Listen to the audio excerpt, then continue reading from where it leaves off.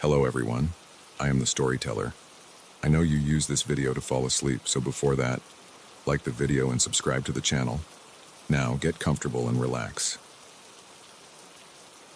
The headlights appeared out of nowhere, twin beams cutting through the darkness behind me. I squinted at the rear-view mirror, my grip tightening on the steering wheel. Where had this truck come from? The highway had been empty for miles. It was well past midnight, and I was on the final stretch of a grueling cross-country drive. My eyelids felt like sandpaper, and the endless ribbon of asphalt ahead blurred into a hypnotic streak. I'd been pushing myself to make it home before dawn, but now, with this truck bearing down on me, I was wide awake. The cab loomed large in my mirror, impossibly close. I tapped my brakes, hoping the driver would take the hint and back off. No luck. If anything, it seemed to inch even closer. Come on. Just pass me already, I muttered, easing over to the right lane. The truck matched my move perfectly, staying right on my tail. I could practically count the rivets on its grille. My heart started to race. This wasn't normal behavior, even for the most impatient driver. I pressed down on the accelerator, watching the speedometer climb, 70, 75, 80 miles per hour. The truck kept pace effortlessly, never falling behind. A cold sweat broke out on my forehead. I was alone on a deserted highway with a truck that seemed determined to run me off the road. My mind raced through possible explanations, each more unsettling than the last. Road rage? A drunk driver? Or something worse? I spotted a sign for an upcoming rest stop and made a split-second decision. I'd pull in there, where there might be other people around. Safety in numbers, right? As I took the exit, the truck followed. I cursed under my breath, hands shaking as I navigated the dark, twisting road leading to the rest area. The parking lot came into view, illuminated by a single flickering streetlight. It was empty. I pulled into a spot near the restroom building, killing the engine. The truck's headlights flooded my rearview mirror, blinding me. I squeezed my eyes shut, heart pounding in my ears. This was it. Whatever was going to happen would happen now. Seconds ticked by. Then, silence. The light behind me vanished. Slowly, I opened my eyes and turned around. The parking lot was empty. No truck, no headlights. Nothing but darkness and the faint buzz of the streetlight above. I sat there, frozen, for what felt like hours. My mind struggled to process what had just happened. Had I imagined it all? Was I so exhausted that I'd hallucinated a threatening truck? Eventually, I gathered the courage to step out of my car. The cool night air hit my face, helping to clear my head. I walked a lap around the parking lot, half expecting the truck to reappear at any moment. But there was no sign it had ever been there. As the adrenaline began to fade, exhaustion crept back in.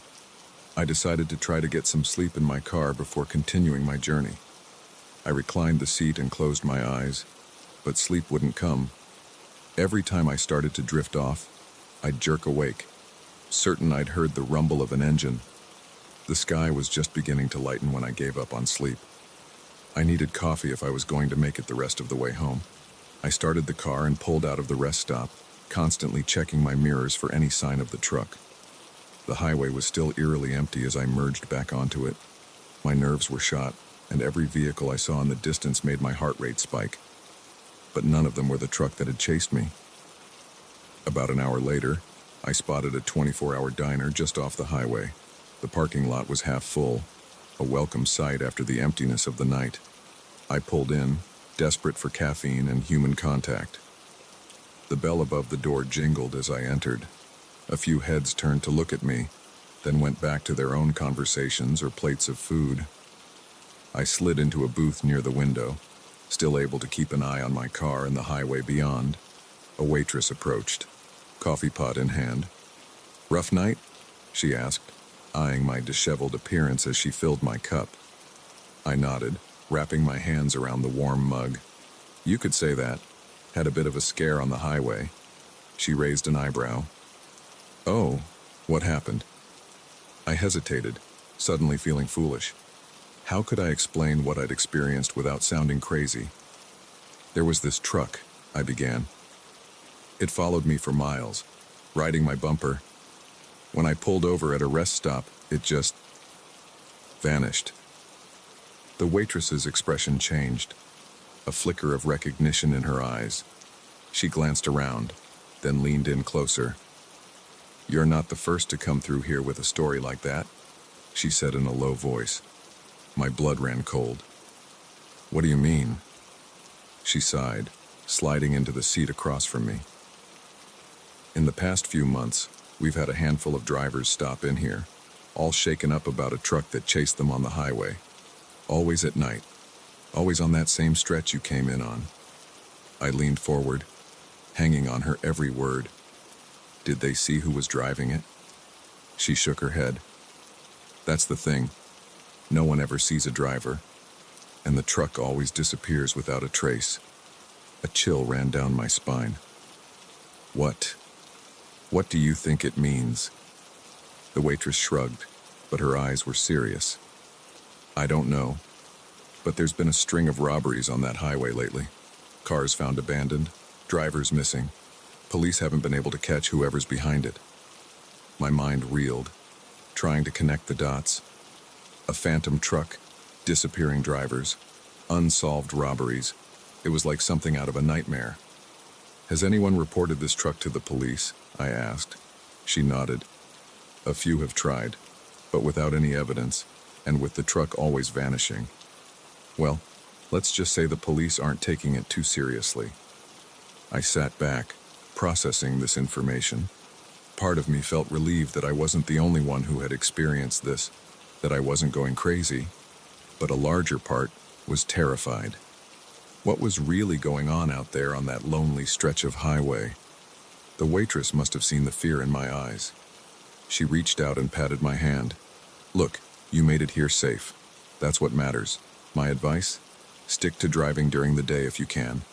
And if you see that truck again, get somewhere public as fast as you can." I nodded, grateful for her kindness and the warning. As she stood to get back to work, a thought occurred to me. "Wait," I called after her. "You said there have been robberies, missing drivers, but I wasn't robbed. The truck didn't even stop when I pulled over. Why?" She turned back, a grim expression on her face.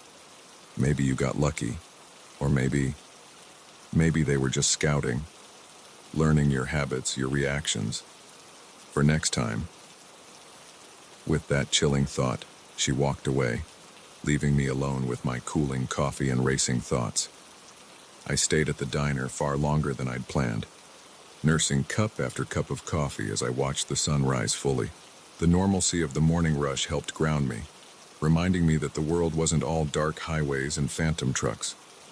When I finally got back on the road, I felt more in control. The highway looked different in the daylight, less menacing, but I couldn't shake the feeling that I was being watched, that somewhere out there, the driver of that ghost truck was waiting for another opportunity. I made it home without further incident, but the experience stayed with me. I found myself researching highway robberies in the area, looking for patterns or clues. I even considered reporting my experience to the police, but always stopped short. What could I tell them that wouldn't sound completely insane? Weeks passed, and slowly, the intensity of that night began to fade. I still avoided driving that stretch of highway after dark, but the constant fear subsided. Life went on. Then, about a month after my encounter, I saw a news report that made my blood run cold. A car had been found abandoned on that same highway, the driver missing. Witnesses reported seeing a large truck in the area just before the disappearance. As I stared at the TV screen, a chill ran down my spine. I couldn't help but wonder, had I really escaped that night, or had I just postponed the inevitable? The highway stretched out before me, a dark ribbon cutting through the night, but now, every set of headlights in my rearview mirror made me flinch. Every truck that passed sent my heart racing. The once peaceful solitude of a late-night drive had been shattered, replaced by a constant, gnawing fear. I knew one thing for certain. I would never look at an empty highway the same way again. because now I knew that sometimes, in the dead of night, those highways aren't as empty as they seem, and the things that lurk in the darkness don't always disappear when you turn to face them.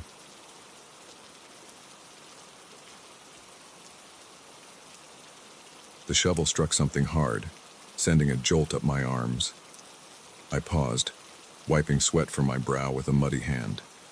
We'd been digging for hours, and the well was supposed to be nothing but dirt for at least another 10 feet. I called down to my son, Jake, who was working beside me in the hole.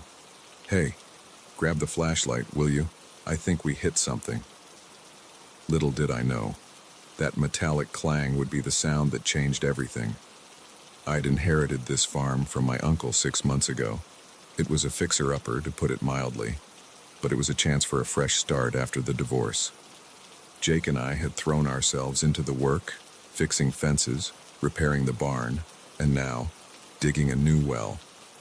The old one had run dry years ago, and we needed water if we were going to make a go of this place. Jake shone the flashlight where my shovel had struck. The beam reflected off something smooth and metallic, a stark contrast to the dark earth surrounding it. "What is that, Dad?"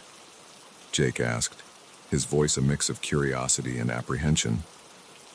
I shrugged, already scraping away more dirt with my hands. "I don't know, bud. Let's find out." As we dug, the object began to take shape. It was a metal container, about the size of a small suitcase. It looked old, the once shiny surface now pitted and corroded. My mind raced with possibilities. A time capsule, buried treasure, or just some farmer's junk, tossed in a hole and forgotten. It took another hour of careful digging to free the container from the earth.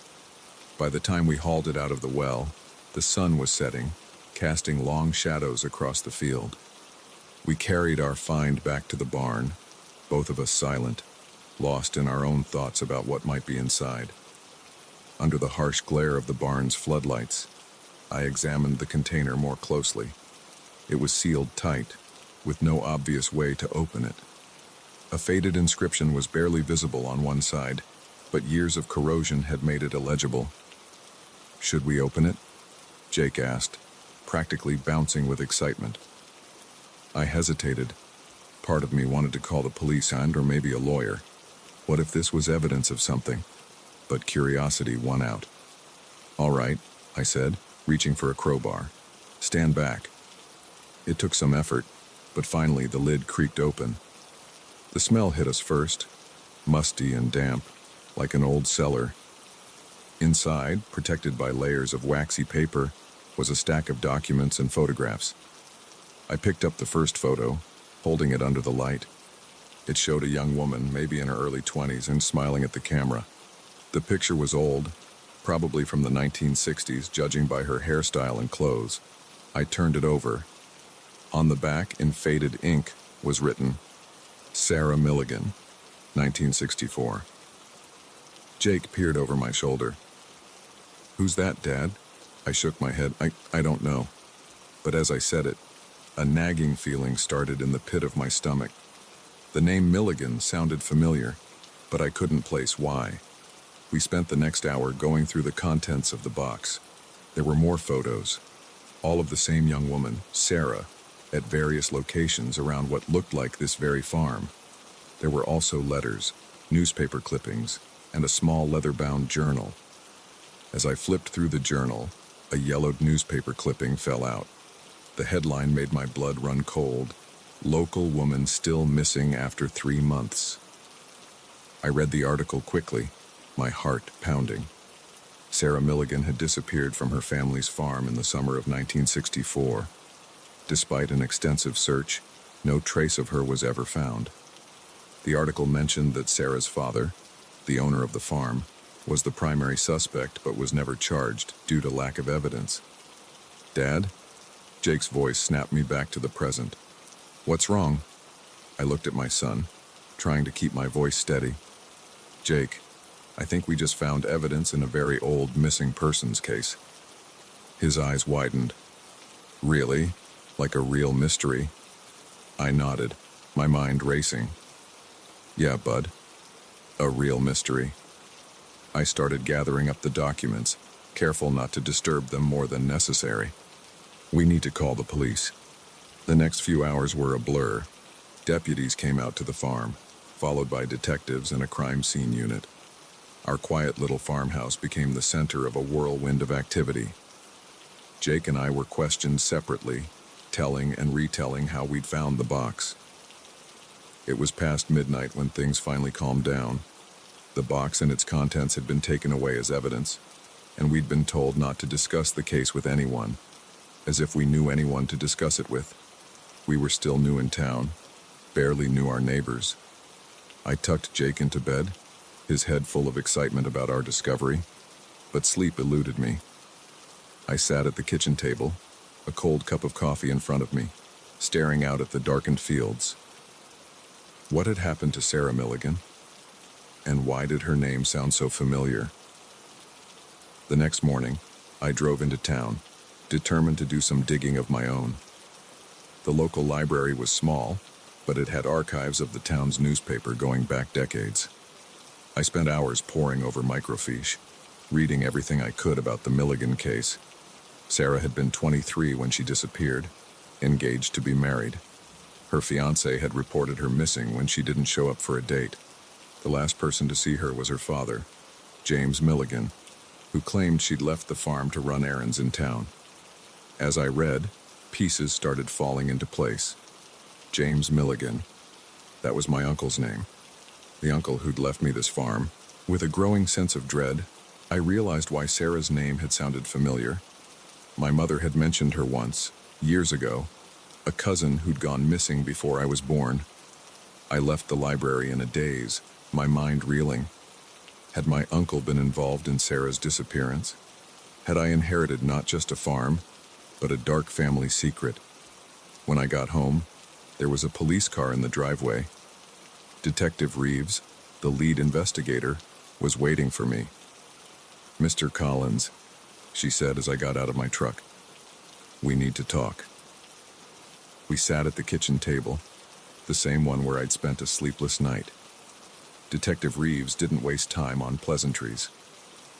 "We've identified the DNA on some of the items in the box," she said, her eyes boring into mine. "It matches Sarah Milligan. We're treating this as a homicide investigation now." I nodded, not trusting myself to speak. "Mr. Collins, I have to ask, did you know anything about this before you found that box?" I shook my head vehemently. "No, absolutely not. I inherited this farm from my uncle 6 months ago. I never even met him." She raised an eyebrow. "Your uncle?" I took a deep breath. "James Milligan, Sarah's father." Detective Reeves leaned back, surprised. "You're related to the Milligans?" I explained what I'd learned at the library, about the connection I'd only just discovered. As I talked, I could see the wheels turning in the detective's mind. "Hey, Mr. Collins, I'm going to be straight with you," she said when I finished.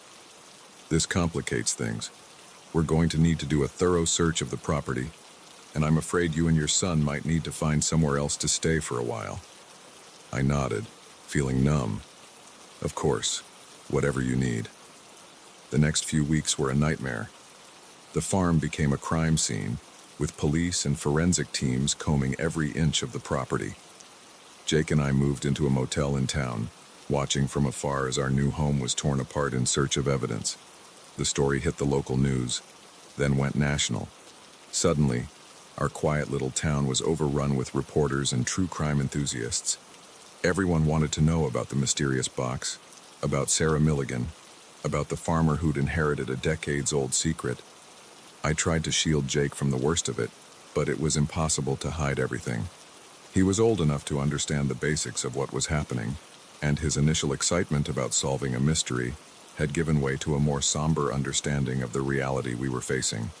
It was Jake who asked the question I'd been avoiding. "Dad, do you think Uncle James did it? Do you think he killed Sarah?" I pulled him close, wishing I had a better answer. "I don't know, buddy. I really don't know." As the investigation dragged on, more details emerged.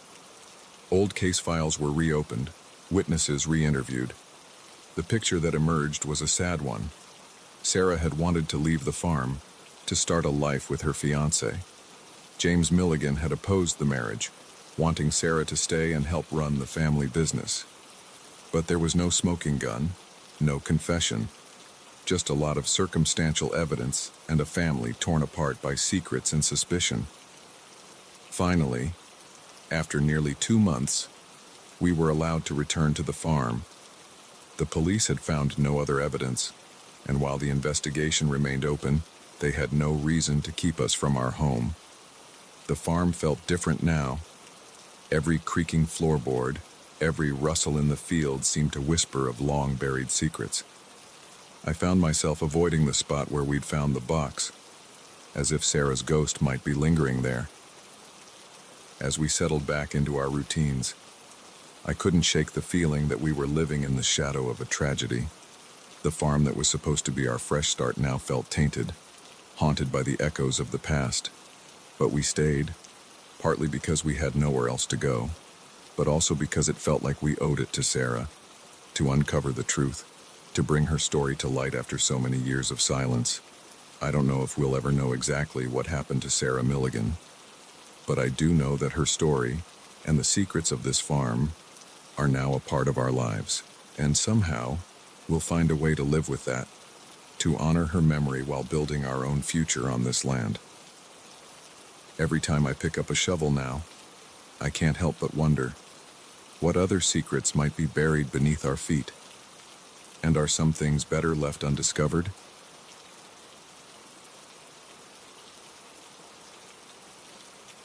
The first time I saw the blue sedan, I thought nothing of it. By the third time, my palms were sweating on the steering wheel. By the fifth, I was fighting the urge to scream. It had started as a fun road trip, a chance for Emily and me to reconnect after a rough patch in our relationship. We'd planned a route from New York to California, mapping out quirky roadside attractions and scenic viewpoints along the way. But 3 days in, our carefree adventure had turned into a waking nightmare. We'd stopped for gas just outside of Chicago when I first noticed the car.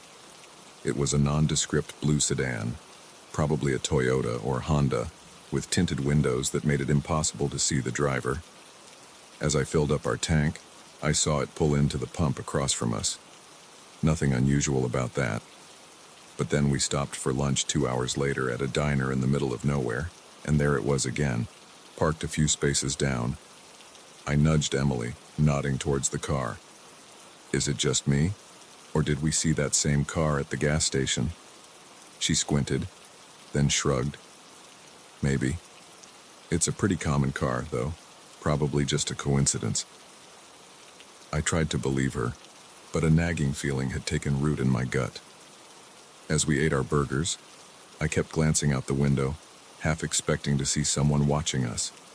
But the car just sat there, silent and empty. We hit the road again, and for a while I managed to relax. We sang along to our road trip playlist, played silly car games, and marveled at the changing landscape as we pushed west. But as the sun began to set, and we pulled into a small town to find a motel for the night, my blood ran cold.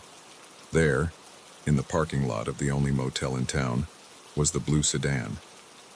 "Em," I said, my voice tight. "Look." She followed my gaze, and I saw the moment realization dawned on her face.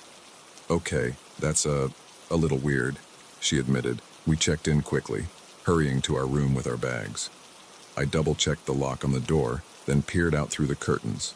The blue car was still there, its windows reflecting the neon glow of the motel sign. "Should we call the police?" Emily asked, her voice small. I hesitated. "And tell them what? That we've seen the same car 3 times in one day? They'll think we're paranoid." We spent a restless night, taking turns to keep watch. But nothing happened. When morning came, the blue car was gone. I wanted to believe it was over, that maybe we really had just been paranoid. But as we merged onto the highway, my heart sank. There, a few cars behind us, was the familiar blue shape. "We need to lose them," I said, gripping the wheel so tight my knuckles turned white. Emily nodded, her face pale. How? I took the next exit abruptly, earning a chorus of honks from other drivers. The blue car followed. I turned down side streets randomly, trying to be unpredictable. Sometimes I caught a glimpse of our pursuer in the rearview mirror, sometimes not. But they always reappeared. After an hour of this cat-and-mouse game, we found ourselves on a lonely stretch of country road. Fields of corn stretched out on either side, broken only by the occasional farmhouse or barn. "What do we do now?" Emily asked, her voice shaking. I opened my mouth to respond, but before I could, I saw something that made my heart leap into my throat. Up ahead, an old barn loomed by the roadside, its faded red paint peeling in the sun. And parked behind it, just visible, was a blue sedan. "They're waiting for us," I whispered. Emily's eyes widened in fear. "Turn around, now!" I slammed on the brakes, ready to spin the car around, but it was too late. The blue sedan pulled out from behind the barn, blocking the road ahead. At the same moment, I saw another car appear in my rearview mirror, cutting off our retreat. We were trapped. Time seemed to slow down as the driver's door of the blue sedan opened. A figure stepped out, and I felt the world tilt on its axis. "No," Emily breathed beside me. "It can't be."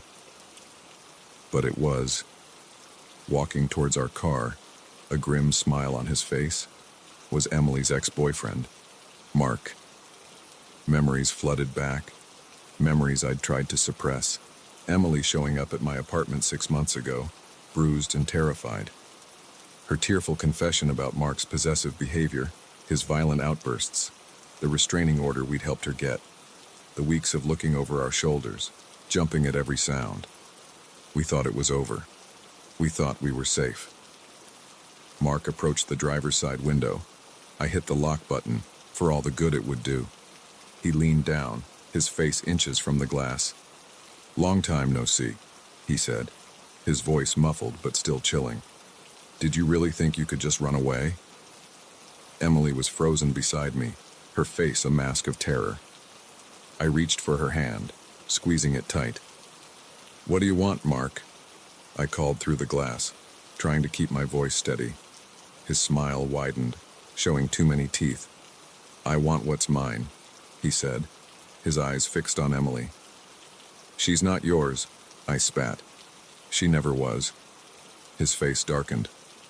"You don't know anything about us, about what we had." "I know enough," I said. "I know you're breaking the restraining order just by being here." He laughed, a harsh, humorless sound. "You think I care about some piece of paper? You think that can keep me away from her?" I felt Emily trembling beside me. I had to do something, had to get us out of this. But how? That's when I noticed something. The car behind us, the one that had been following us earlier, wasn't one I recognized. And the driver looked uncertain. A plan began to form in my mind. A desperate, possibly stupid plan. But it was all we had. "Emily," I whispered, not taking my eyes off Mark. "When I say go, I need you to duck down. Can you do that?" She nodded, her eyes wide with fear and confusion. I took a deep breath. Then, in one swift motion, I turned the key in the ignition and slammed the car into reverse. "Go!" I yelled. Emily ducked. I floored it. Our car shot backward, straight towards the vehicle behind us. At the last second, I saw the driver's eyes widen in panic. They swerved, just barely avoiding a collision. Mark shouted in anger, running towards us, but I was already shifting into drive, cutting the wheel hard. We fishtailed onto the shoulder, kicking up a cloud of dust and gravel. For a heart-stopping moment, I thought we might flip. But then the tires caught, and we shot forward. I didn't look back. I just drove, pushing our car to its limits. Emily sat up slowly, her face pale. "Are they following us?" I asked, not daring to take my eyes off the road. She turned in her seat, peering out the back window. I don't think so. I can't see them." I didn't slow down. We drove for hours, taking random turns, avoiding main roads. Every car we saw made us flinch. Every time we had to stop for gas, we scanned the area obsessively. It was well past midnight when we finally felt safe enough to stop. We found a small motel in a town we'd never heard of, paid cash for a room, and collapsed onto the bed, exhausted and shell-shocked. "How did he find us?" Emily whispered into the darkness. I shook my head, even though she couldn't see it. "I don't know. Maybe he hacked your phone or something. We'll get new ones tomorrow." She was quiet for a long moment. "I'm so sorry," she said finally, her voice breaking. "This is all my fault. I've ruined everything." I turned to her, pulling her close. "Hey, no, this is not your fault. None of this is your fault. It's all on him." She buried her face in my shoulder, her body shaking with silent sobs. I held her, my mind racing. What were we going to do now? We couldn't go home. Mark knew where we lived, where we worked. We couldn't continue our trip. He'd been able to follow us this far. Who knew how long he could keep it up? As the first light of dawn began to seep through the curtains, I made a decision. "We're going to disappear," I said. Emily looked up at me, her eyes red and puffy. "What do you mean?" "I mean we're going to become different people. New names, new identities. We'll go somewhere he'd never think to look." It sounded crazy, even as I said it. But what choice did we have? Emily was quiet for a long moment. Then, slowly, she nodded. "Okay," she said, "let's do it." And so, as the sun rose on a new day, we began planning our vanishing act. Our road trip had become an escape route, leading us not to California, but to a new life entirely. I don't know if we'll ever truly be free of Mark. I don't know if we'll ever stop looking over our shoulders. But I do know this. We're in this together, and together, we'll find a way to survive. The open road stretches out before us, full of possibility and danger in equal measure. We drive on, into an uncertain future, leaving the past in our rearview mirror. For now, at least, we're free.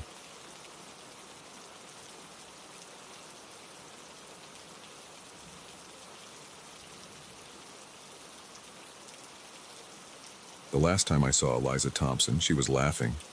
It's an image seared into my memory. Her head thrown back, long dark hair catching the golden light of the sunset. The sound of her joy carried away by the sea breeze. I didn't know then that it would be the last time I'd ever see her, that in less than 12 hours, she would vanish without a trace, leaving behind nothing but questions and a growing sense of dread that threatened to swallow us all. I'm getting ahead of myself. Let me start at the beginning. My name is Michael Chen, and I was a security officer aboard the Emerald Princess, a luxury cruise ship making its way through the Caribbean. It was my 3rd year on the job, and I thought I'd seen it all. Drunken brawls, petty theft, the occasional medical emergency. Nothing I couldn't handle. But Eliza's disappearance, that was something else entirely. It started like any other day at sea.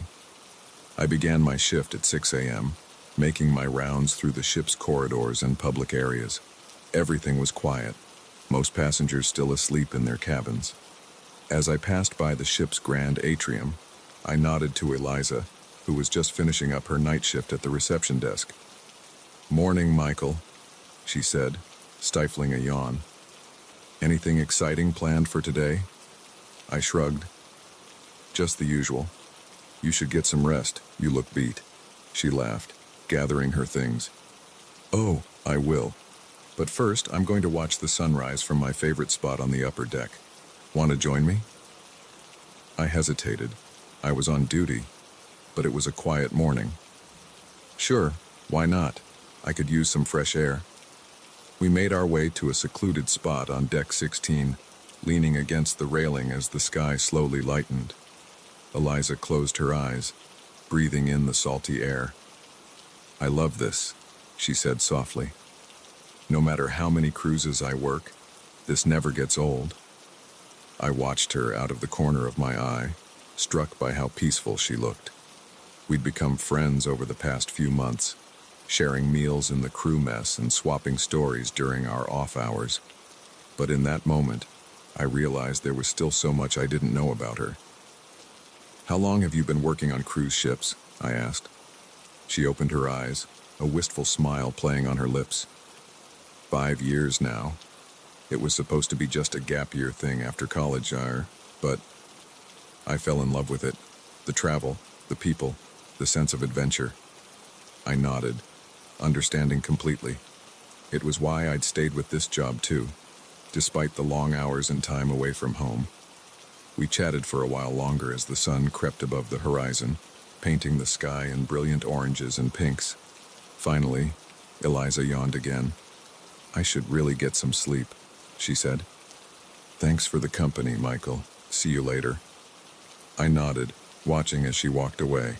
It was the last time I would see her alive. The rest of my shift passed uneventfully.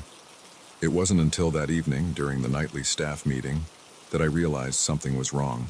Eliza wasn't there. "Has anyone seen Thompson?" Our supervisor, Rita, asked, frowning at her clipboard. She was supposed to start her shift an hour ago. Murmurs of confusion rippled through the room. It wasn't like Eliza to be late, let alone miss a shift entirely. "I saw her this morning," I offered. She was heading to her cabin to sleep after the night shift. Rita's frown deepened. "Can you go check on her? Make sure she's all right?" I nodded, an uneasy feeling settling in my stomach as I made my way to the crew quarters. I knocked on Eliza's door, calling her name. No response.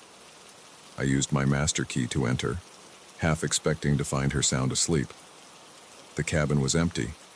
The bed was made, looking like it hadn't been slept in. Eliza's uniform for the evening shift was laid out neatly on a chair. Her phone was on the nightstand, its screen dark. I radioed Rita. "She's not here. The cabin looks untouched since this morning." There was a long pause before Rita responded. "Initiate search protocol. Now." The next few hours were a blur of activity. We combed every inch of the ship, from the engine room to the uppermost decks. We reviewed security footage, interviewed crew members and passengers, but there was no sign of Eliza. The last confirmed sighting of her was on the security camera outside her cabin at 7:12 a.m. The footage showed her entering her room, closing the door behind her, and then nothing. No footage of her leaving, no sign of disturbance. It was as if she had simply vanished into thin air. As the night wore on and our search turned up nothing, the atmosphere on the ship grew tense. Passengers began to notice the increased security presence, whispering among themselves. Rumors started to spread. By morning, we had to face facts. We had a missing person on our hands. The captain made an announcement, asking for any information about Eliza's whereabouts. Her picture was displayed on screens throughout the ship. We contacted the nearest port authorities and the cruise line's head office. A Coast Guard search was initiated, though we all knew the chances of finding someone in the vast expanse of the Caribbean were slim to none.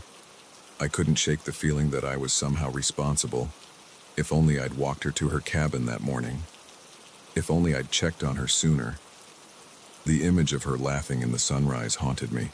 As the investigation ramped up, I found myself recounting every detail of my last interaction with Eliza to a stern-faced detective from the ship's security team. "Did she seem nervous? Distracted? Did she mention any plans for the day?" he asked. I shook my head. "No, she seemed happy, relaxed. She was looking forward to getting some sleep." The detective's eyes narrowed. "And you're sure she went into her cabin?"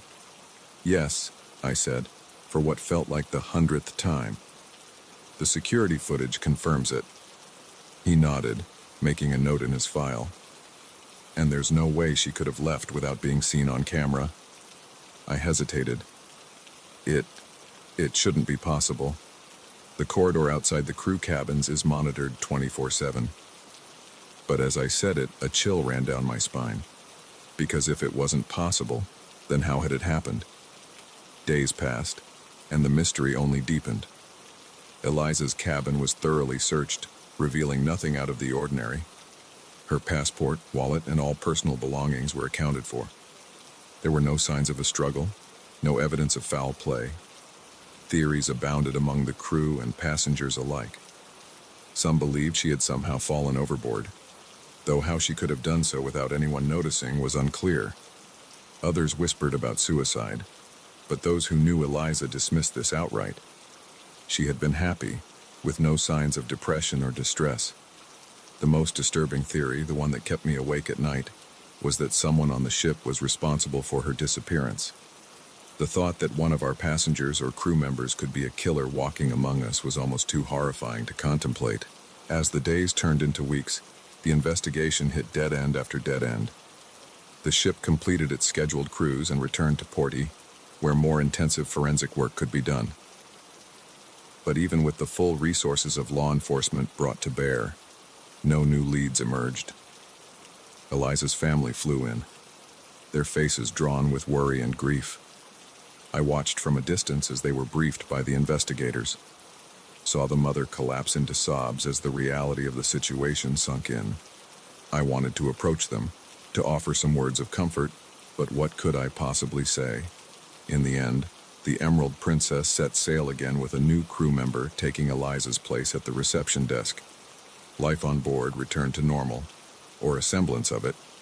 But for those of us who had known her, who had searched for her, who had been left behind with nothing but questions, things would never be the same. I stayed on with the cruise line, unable to leave while Eliza's fate remained unknown.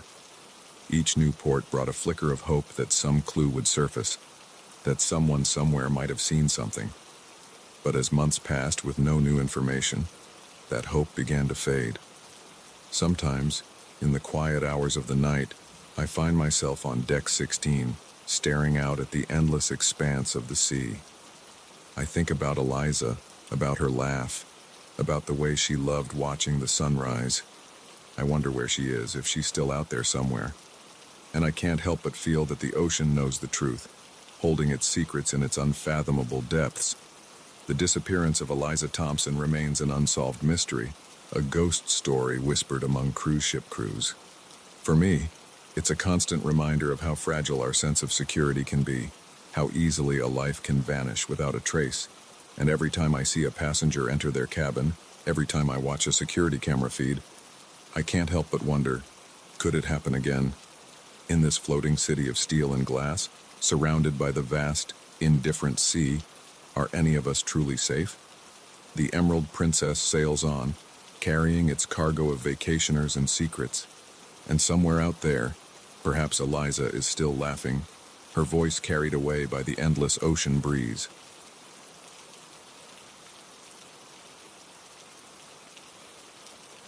The first slash in the tent canvas was so perfect, so surgical, it almost looked deliberate. I traced my finger along the edge, feeling the frayed nylon threads. Whatever had done this wasn't just sharp, it was wickedly so. And as the fading daylight filtered through that precise cut, casting long shadows across the abandoned campsite, I couldn't shake the feeling that we'd stumbled into something far more sinister than a bear attack. My name's Alex, and I've been hiking the Appalachian Trail with my best friend Jamie for the past month.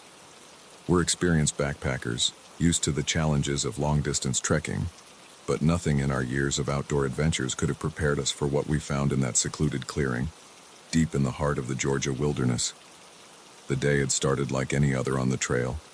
We'd broken camp at dawn, hoping to cover a good 15 miles before nightfall.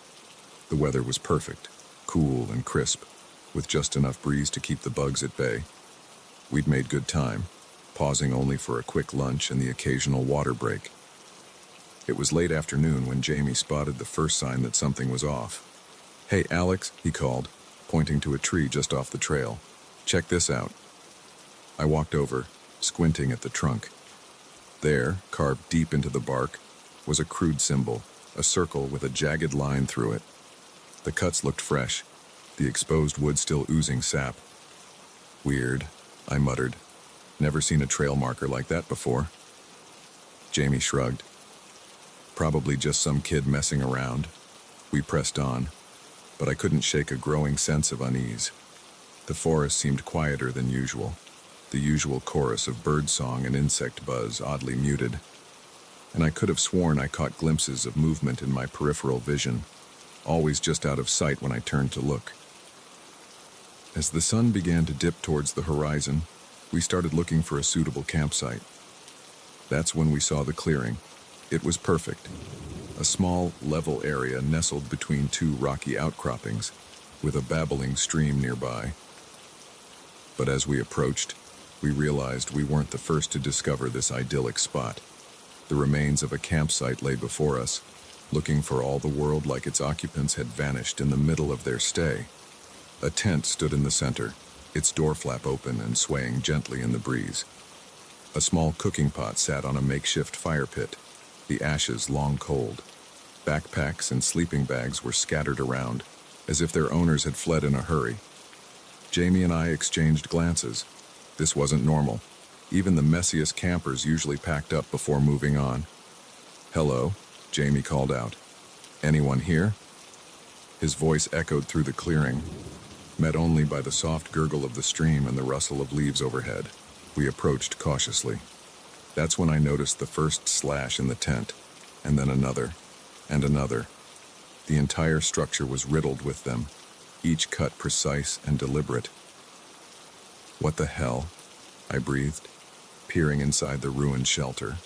The interior was a mess. Sleeping bags were shredded, clothes strewn about. A flashlight lay on its side, its beam creating eerie shadows as it illuminated a small notebook.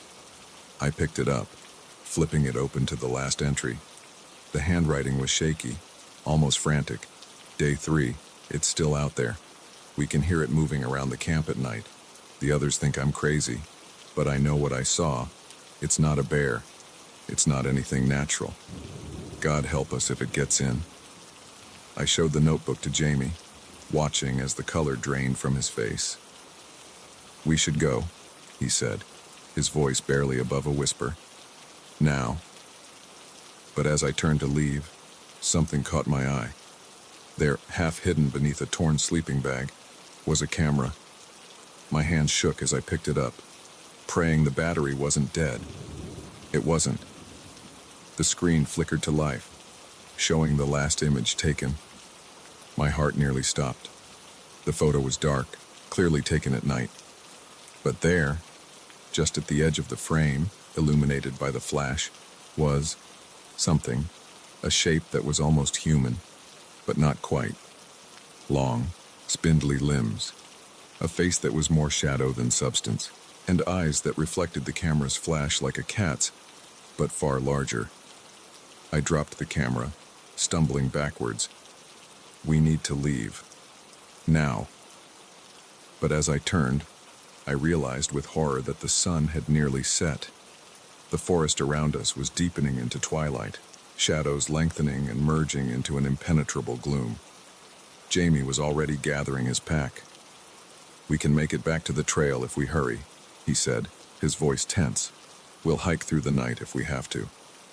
I nodded, snatching up my own backpack. But as I turned to go, a glint of metal caught my eye. There, half buried in the soft earth near the fire pit, was a small silver locket. Without thinking, I scooped it up and shoved it in my pocket.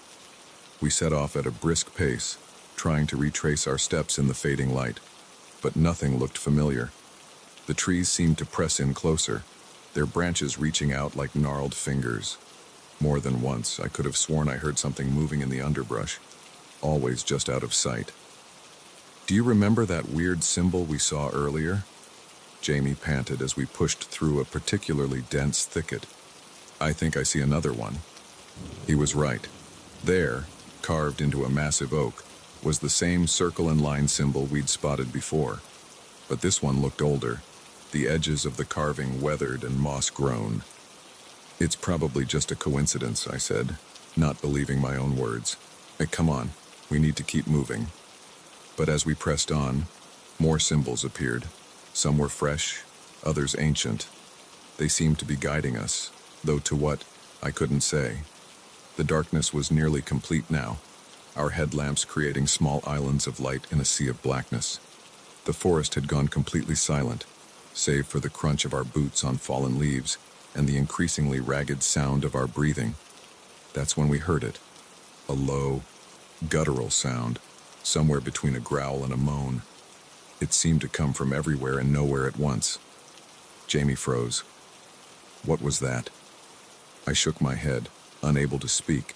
Every instinct screamed at me to run, but I knew that panicking now would only get us more lost.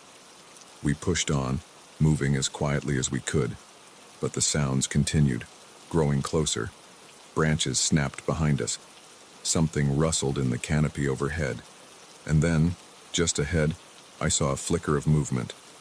A shape, tall and impossibly thin, slipped between two trees.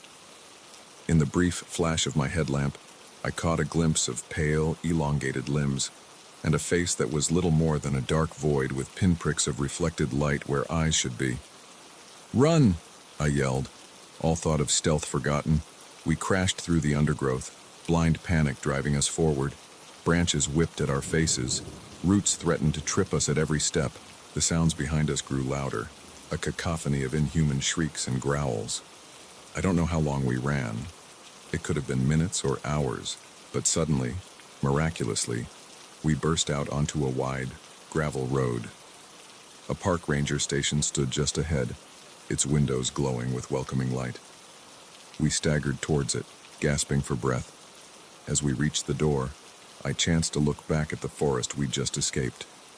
There, at the edge of the trees, stood a figure, tall, impossibly thin, with limbs that seemed too long for its body.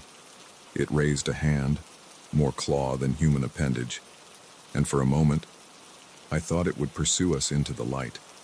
But then it turned, melting back into the shadows of the forest. In seconds, it was gone, leaving no trace of its presence. The rangers were skeptical of our story, of course.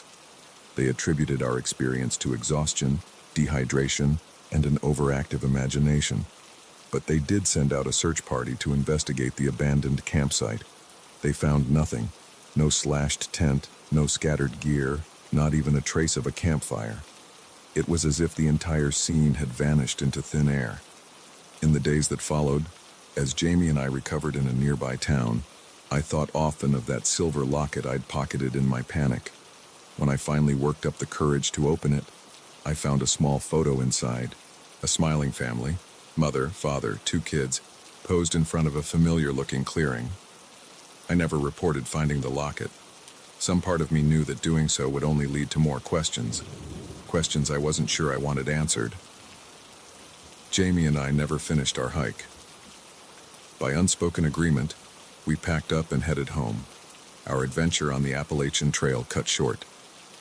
We don't talk much about what happened in those woods, but sometimes, on dark nights when the wind whispers through the trees, I find myself thinking about that abandoned campsite, about the thing we saw in the forest, and I wonder, with a chill that goes bone deep, if somewhere out there, in the deepest, darkest parts of the wilderness, it's thinking about us too.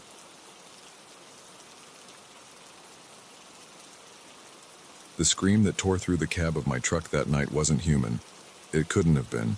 No person could make a sound like that, raw, primal, and filled with a terror so deep it made my blood run cold. But it came from the man sitting next to me, the hitchhiker I'd picked up just an hour before. And as his eyes flew open, reflecting the dashboard lights like some wild animals, I knew with sickening certainty that whatever had just happened, whatever he'd seen in his dreams, was far from over. My name's Jack, and I've been driving big rigs across the country for the better part of 2 decades. I've seen my fair share of weird stuff out on the lonely highways, ghost lights, inexplicable weather, even the occasional UFO if you catch me after a few beers. But nothing, absolutely nothing, could have prepared me for what happened on that moonless night in the middle of nowhere, Nevada. It had started as a routine haul, Phoenix to Seattle with a trailer full of electronics. I was making good time, the miles melting away under my wheels as I cruised through the desert night. The radio kept me company, a mix of old country tunes and late-night talk shows about conspiracy theories and alien abductions. I was about halfway through Nevada when I saw him, a lone figure standing by the side of the road, thumb out. Now, I'm not usually one for picking up hitchhikers. Too many horror stories, too many risks. But something about this guy made me slow down. Maybe it was the lost look in his eyes, or the way he hugged himself against the chill desert wind. Whatever it was, before I knew it, I was pulling over. "Where you headed?" I called out as he approached. "Anywhere but here," he replied, his voice barely above a whisper. I should have driven off right then, but instead, I found myself saying, "Hop in. I'm going to Seattle if that works for you." He climbed into the passenger seat, bringing with him the smell of dust and something else, something I couldn't quite place. Up close, he looked young, maybe mid-20s, with shaggy brown hair and eyes that seemed to dart nervously around the cab. "I'm Jack," I said, pulling back onto the highway. "Mike," he replied, not meeting my gaze. "Thanks for the ride." We drove in silence for a while, the only sound the rumble of the engine and the whisper of tires on asphalt. I tried to make conversation a few times, but Mike's responses were monosyllabic at best. Eventually, I gave up, focusing on the road ahead. It was about an hour later when I noticed Mike had fallen asleep, his head lolling against the window. I turned the radio down a notch, not wanting to disturb him. That's when things started to get weird. It began with a twitch, just a small movement of his hand. Then his breathing changed, becoming rapid and shallow. His eyes started moving frantically behind closed lids, like he was in the depths of some intense dream. I was just about to wake him, worried he might be having some kind of fit, when he started muttering. At first, it was too low to make out, but it quickly grew louder. No, please, don't let it find me." A chill ran down my spine. His voice was filled with pure, unadulterated fear. "Hey, buddy," I said, reaching out to shake his shoulder. "Wake up. You're having a nightmare." But he didn't wake. Instead, his muttering grew more frantic, his body starting to thrash in the seat. "It's coming. Oh God, it's coming. Can't you see it? Can't you see its eyes?" And that's when he let out that scream, the one that made me nearly drive off the road. His eyes flew open, wild and unfocused, reflecting the green glow of the dashboard like some nocturnal animal. I managed to pull over, my heart pounding in my chest. Mike, snap out of it." He turned to look at me, but his eyes seemed to be seeing something else, something beyond me. "It followed me," he whispered, his voice hoarse from screaming. "Oh God, Jack, it followed me into the truck." I felt the hairs on the back of my neck stand up. "What followed you?" "Mike, there's nothing here but us." He shook his head violently. "You can't see it, but it's here. It's always here." His eyes darted around the cab, following something invisible. "We have to get out. Now." Before I could stop him, he'd thrown open the passenger door and leapt out into the night. I cursed, fumbling with my seatbelt before following him. The desert night was cold and still, the only sound the tick of the cooling engine and Mike's ragged breathing. He stood a few feet from the truck, arms wrapped around himself, shaking like a leaf. "Mike," I said, approaching him slowly like you would a spooked animal. "What's going on? What do you think is following you?" He turned to me, his face pale in the truck's headlights. "I don't know what it is, but it's been after me for days. Ever since I found that thing in the desert." "What thing?" I asked, a sick feeling growing in my gut. Mike reached into his pocket with a shaking hand, pulling out what looked like a small stone. But as he held it up, I realized it wasn't a stone at all.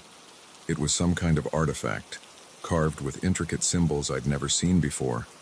In the harsh glare of the headlights, it seemed to shimmer and shift, as if the symbols were moving. "I found this out there," Mike said, gesturing vaguely at the dark expanse of desert around us.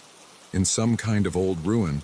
I thought it might be worth something." He laughed bitterly. I didn't know it would wake it up." "Wake what up?" I asked, though I wasn't sure I wanted to know the answer. Mike's eyes met mine, filled with a terror that made my blood run cold. "The thing that lives in the spaces between, The thing that hunts in dreams, it wants this back. He held up the artifact. And it wants me for taking it. I wanted to tell him he was crazy, that he'd just had a nightmare, that there was no monster hunting him. But the conviction in his voice, the raw fear in his eyes, it was impossible to dismiss. "Okay," I said, trying to keep my voice calm. "Okay, so why don't we just give it back, throw that thing away and be done with it?" Mike shook his head frantically. "I've tried. It doesn't work like that. It's like it's attached to me now. The only way to get rid of it is to pass it on to someone else, to make them take it."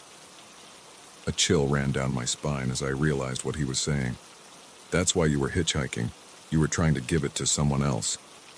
He nodded, tears streaming down his face. "I'm sorry. I'm so sorry.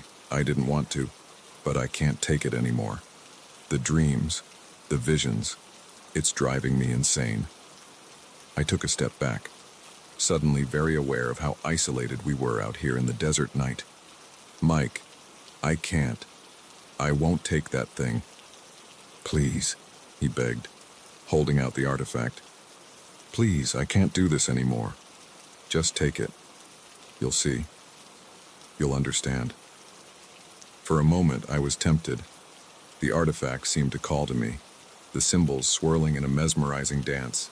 But then I shook my head, snapping out of it. "No," I said firmly. "I won't do it, Mike, but I'll help you. We'll figure this out together, okay? There's got to be a way to get rid of that thing without passing it on." Mike stared at me for a long moment, his expression unreadable. Then, slowly, he nodded. "Okay," he whispered. "Okay, we'll try." We got back in the truck, the artifact safely wrapped in a cloth and stowed in the glove compartment. As we pulled back onto the highway, I couldn't shake the feeling that something had changed. The night seemed darker, the shadows deeper, and more than once, I could have sworn I saw something moving just at the edge of my headlights, something tall and thin with too many limbs. I don't know what happened to Mike after I dropped him off in Reno. He said he was going to find an expert, someone who could help him get rid of the artifact for good. I gave him my number, made him promise to call and let me know he was okay. It's been 3 months and I haven't heard from him.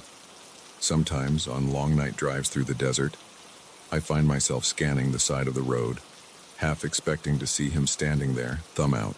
And sometimes, in the moments between sleeping and waking, I see shapes in the shadows of my room. Tall, twisted shapes with too many eyes. I tell myself it's just my imagination, just the lingering effects of that strange night. But deep down, I know the truth. Whatever was hunting Mike that night, whatever lived in his dreams, it's out there still, waiting, watching. And sometimes, when the night is darkest and the road stretches endlessly before me, I can't shake the feeling that it's watching me too.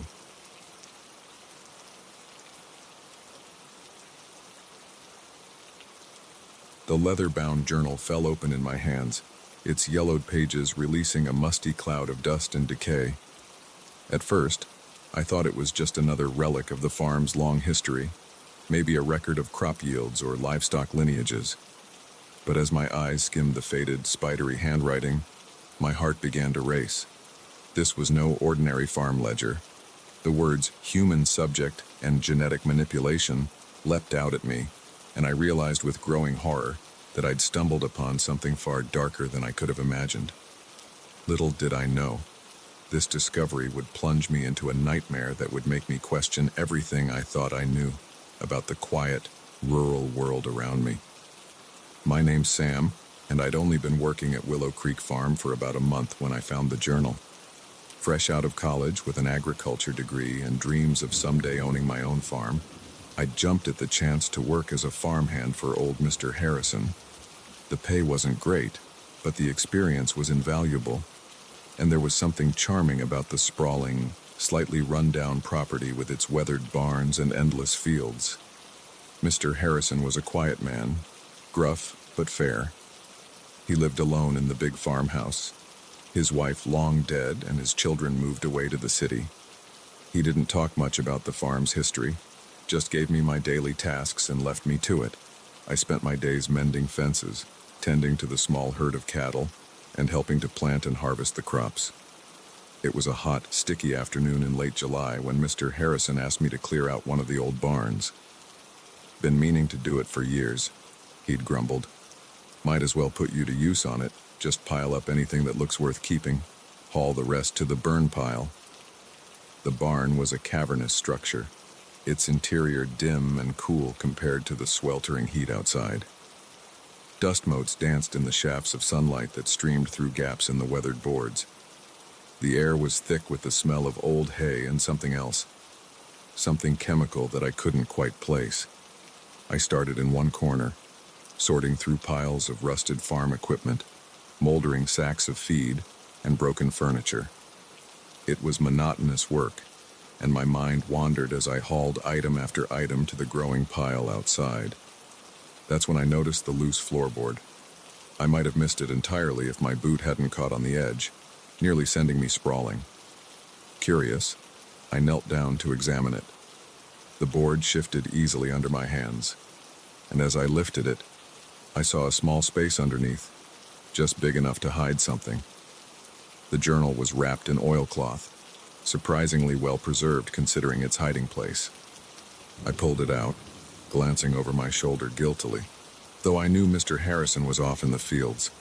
It felt invasive, reading someone else's private thoughts, but my curiosity got the better of me. As I began to read, that curiosity quickly turned to confusion, then to horror. The journal belonged to a Dr. Elliot Harrison, dated 1954. Mr. Harrison's father, I realized. But this was no ordinary farmer. The pages detailed complex scientific experiments, far beyond anything I'd learned in my agriculture courses. Dr. Harrison wrote about his attempts to create hardier, more productive livestock through genetic manipulation. But it wasn't just animals he was experimenting on. There were detailed notes about human subjects, vague references to volunteers from the local asylum. My hands shook as I turned the pages. Descriptions of failed experiments, of creatures that were neither fully human nor fully animal. Sketches that turned my stomach. And throughout it all, a growing sense of the doctor's obsession, his conviction that he was on the verge of a breakthrough that would revolutionize agriculture and change the world. The final entry, dated 1963, was different. The handwriting was shaky, almost frantic. It's done. The experiment was a success, but at what cost? They're out there now, hiding in the woods, in the fields. I can hear them at night, scratching at the walls. God forgive me for what I've created. I snapped the journal shut, my heart pounding. Hey, this had to be some kind of sick joke, right? Or maybe the ramblings of a madman. There was no way any of this could be real. But even as I tried to rationalize it, memories of odd occurrences around the farm began to surface. The strange noises I'd heard at night, dismissed as wildlife. The areas of the property Mr. Harrison had warned me to avoid. The way the cattle sometimes seemed spooked by something I couldn't see. I shoved the journal back into its hiding place, my mind reeling. I needed to get out of this barn to get some fresh air and clear my head. As I stepped outside, blinking in the harsh sunlight, I nearly ran into Mr. Harrison. "Making progress?" he asked, eyeing the pile of junk I'd accumulated. I nodded, not trusting myself to speak. Did he know about the journal? About what his father had done? Mr. Harrison's eyes narrowed slightly, as if sensing my unease. "Everything all right, Sam? You look like you've seen a ghost." "I'm fine," I managed to say. "Just, it's hot in there. Needed some air." He nodded slowly. "Well, don't work too hard. Come on up to the house when you're done. I'll fix us some dinner." I watched him walk away, trying to reconcile the kind, if gruff, old man I knew with the dark history I'd just uncovered. Was he continuing his father's work? Or was he just as much a victim of it as anyone else? That night, As I lay in bed in the small apartment above the garage that Mr. Harrison had given me, I couldn't sleep. Every creak of the old building, every rustle from the fields outside, set my nerves on edge. I kept thinking about the journal, about the creatures Dr. Harrison had written about. Were they still out there, after all these years? A sudden noise outside my window made me bolt upright. It was a strange, guttural sound, unlike anything I'd ever heard before. My heart pounding, I crept to the window and peered out into the darkness. At first, I saw nothing, but then, movement caught my eye. Something was moving in the field beyond the barn, something large, and definitely not a cow. Its movements were jerky, unnatural, and then it turned, and I caught a glimpse of its face in the moonlight. I stumbled back from the window, biting back a scream. What I'd seen, it wasn't human, but it wasn't fully animal either. It was something in between, something that should not exist. I spent the rest of the night huddled in my bed, every muscle tense, listening to the sounds of movement outside. When dawn finally broke, I was exhausted but relieved. Surely, in the light of day, everything would make sense again. But as the days passed, strange occurrences began to multiply. Tools would go missing, only to turn up in odd places.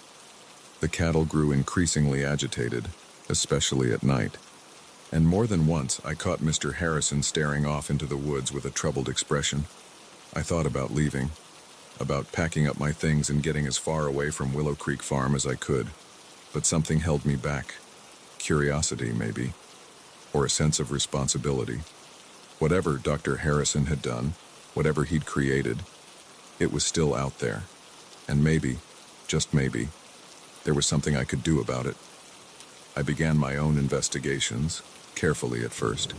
I reread the journal, making notes, trying to understand the science behind Dr. Harrison's experiments. I explored the far reaches of the property, areas Mr. Harrison had told me to avoid, looking for signs of the creatures. And slowly, I started to piece together the truth. The experiments hadn't ended with Dr. Harrison's last journal entry. They'd continued, passed down from father to son. Mr. Harrison wasn't just aware of what his father had done, he was trying to fix it. It all came to a head one stormy night in late August. I was awakened by the sound of breaking glass and Mr. Harrison's shouts. I raced to the farmhouse, rain lashing at my face, to find the front door splintered and hanging off its hinges. Inside, the scene was chaos. Furniture overturned, claw marks scoring the walls. And there, in the center of the living room, stood Mr. Harrison, facing off against a creature that defied description. Part human, part animal, its body a patchwork of mismatched parts, its eyes glowing with an unnatural intelligence. "Sam!" Mr. Harrison yelled when he saw me. "The syringe! On the mantel!" I saw it then, a large syringe filled with a glowing blue liquid.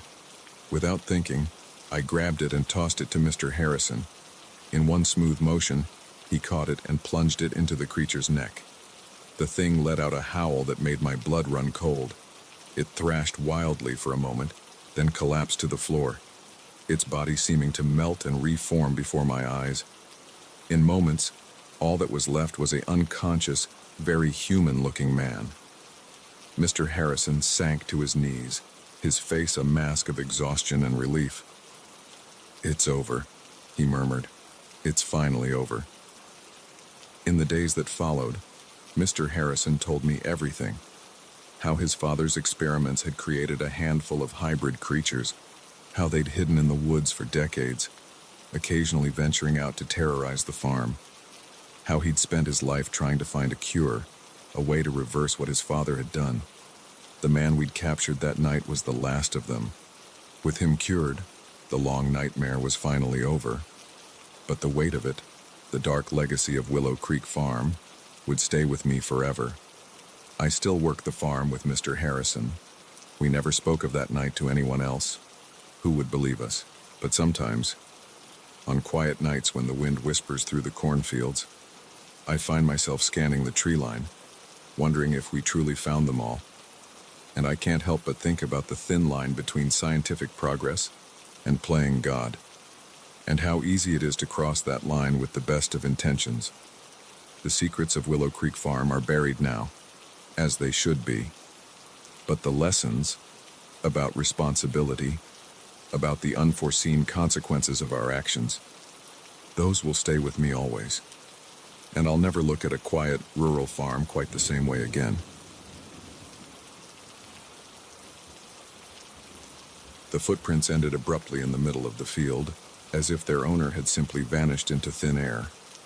I stood there, flashlight in hand, my mind struggling to make sense of what I was seeing.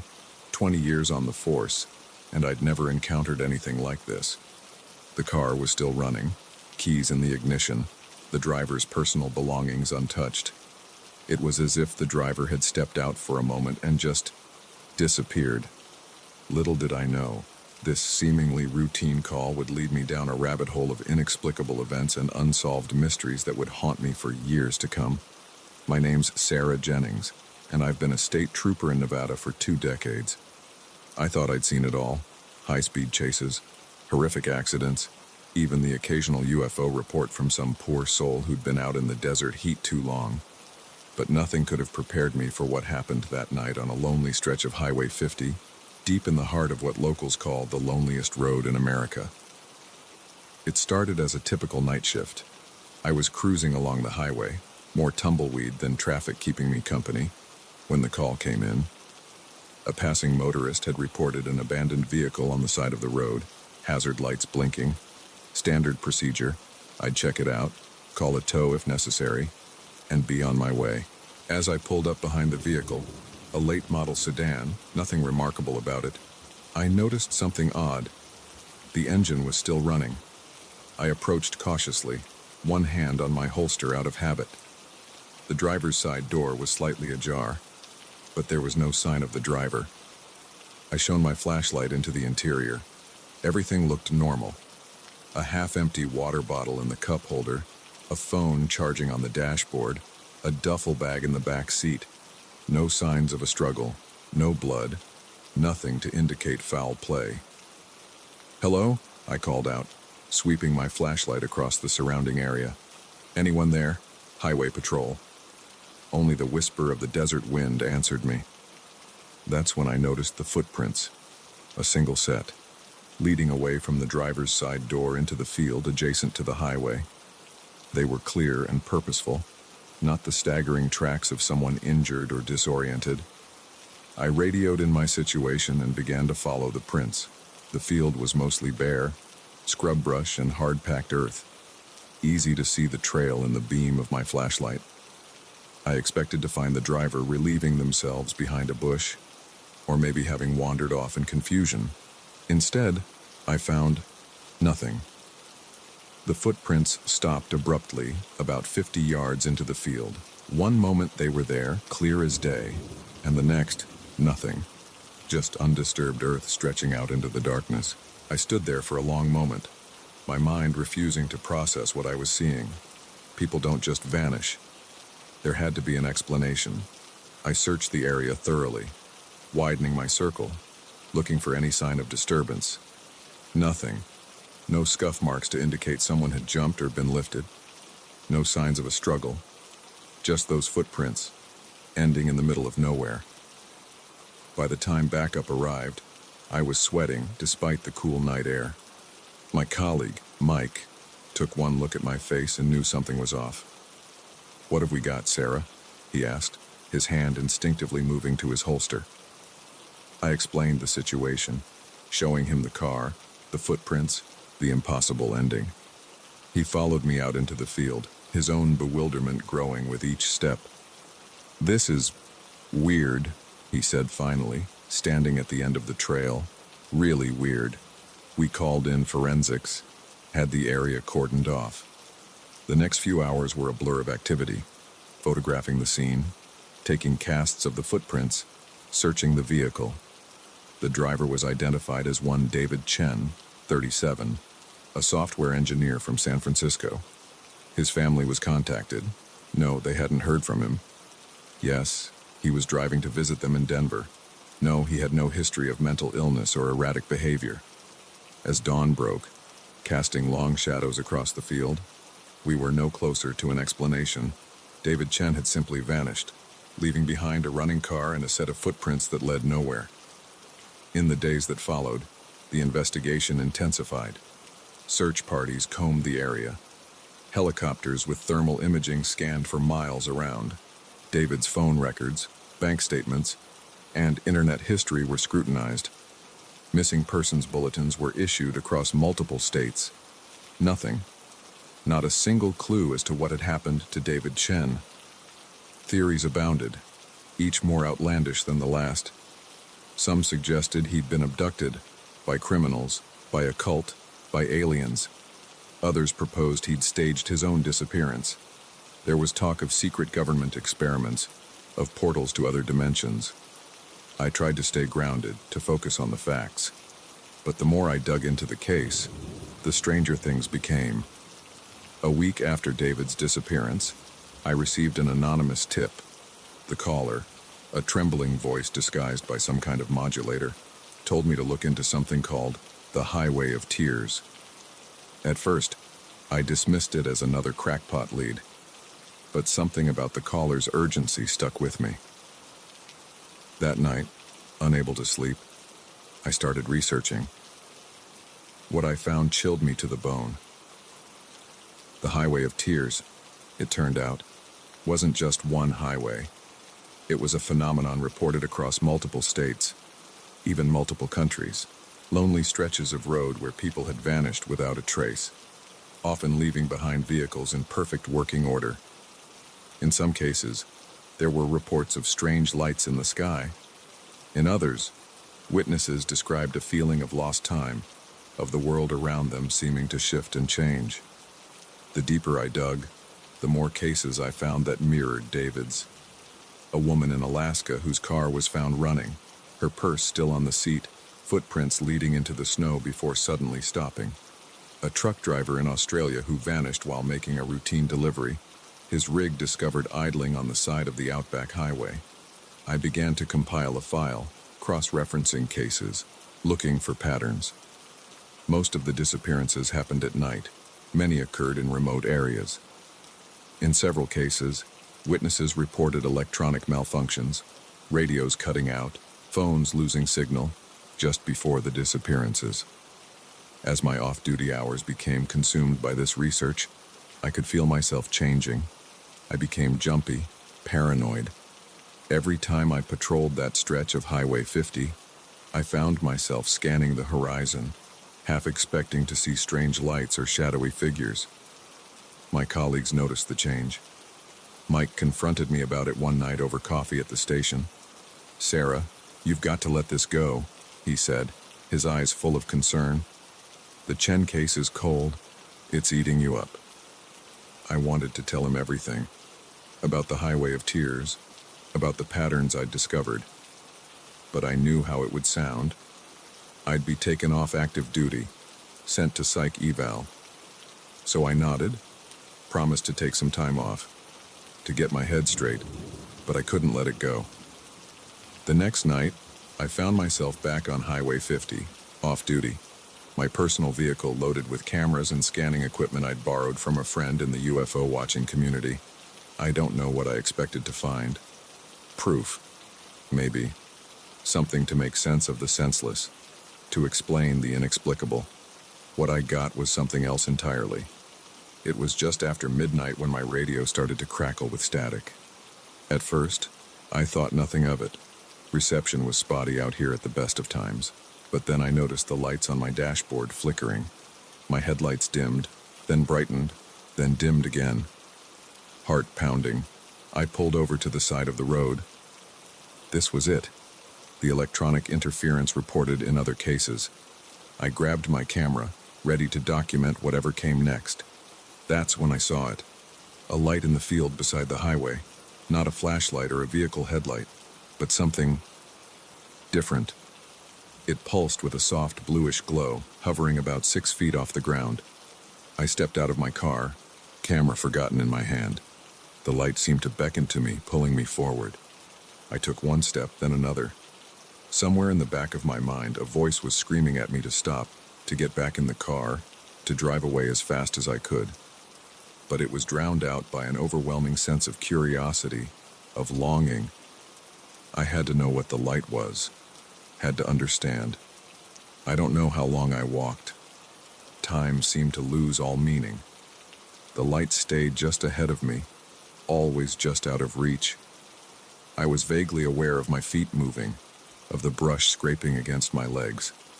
And then, suddenly, the light was gone.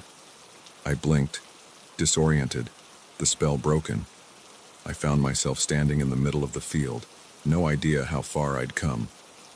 I turned back toward the highway, expecting to see my car's headlights. There was nothing.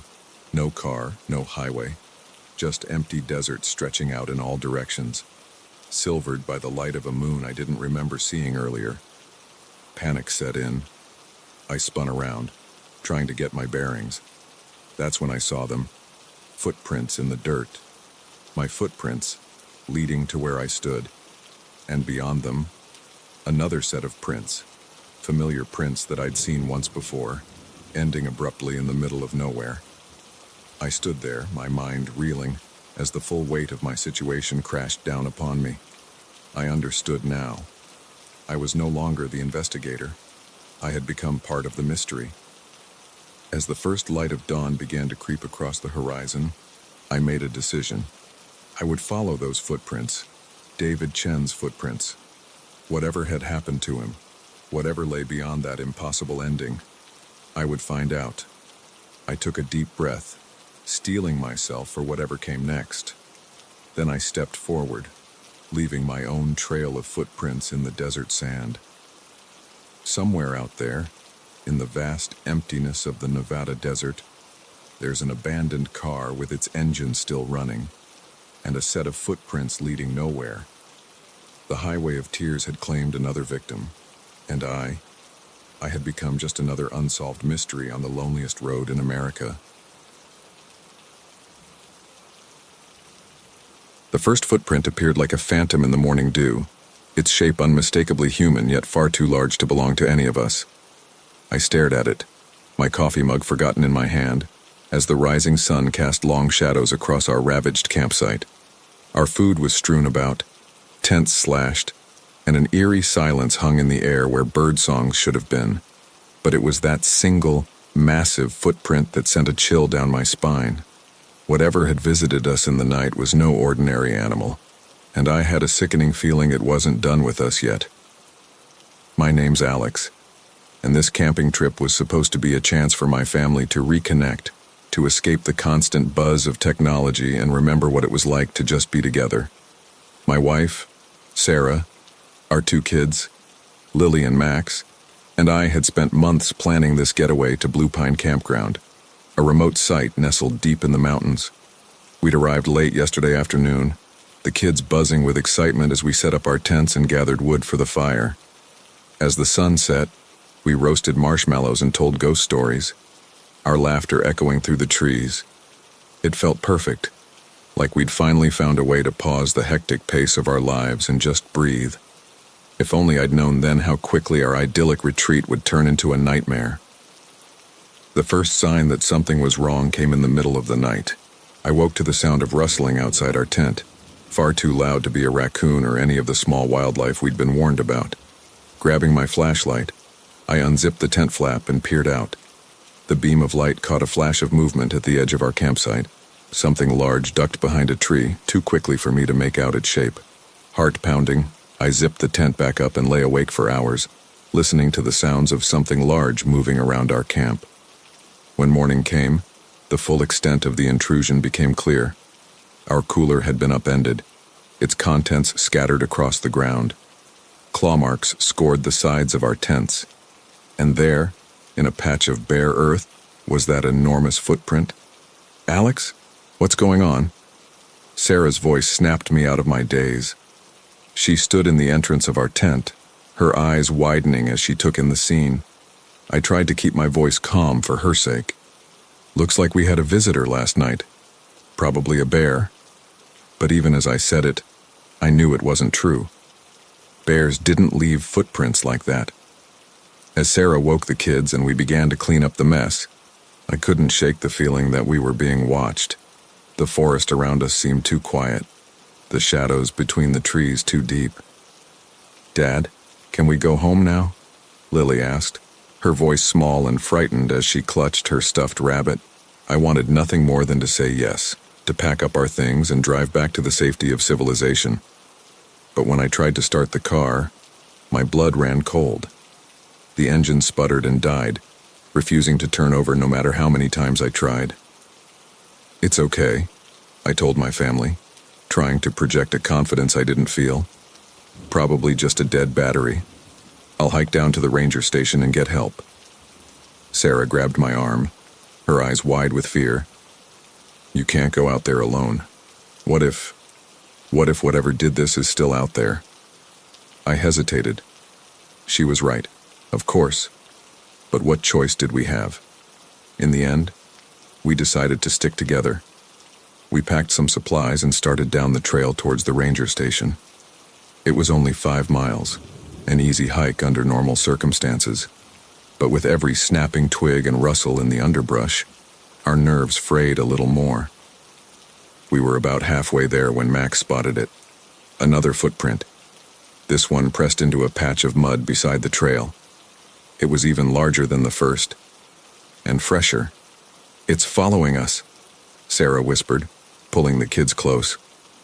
I wanted to reassure her, to say it was probably just coincidence, but the word stuck in my throat, because deep down, I knew she was right.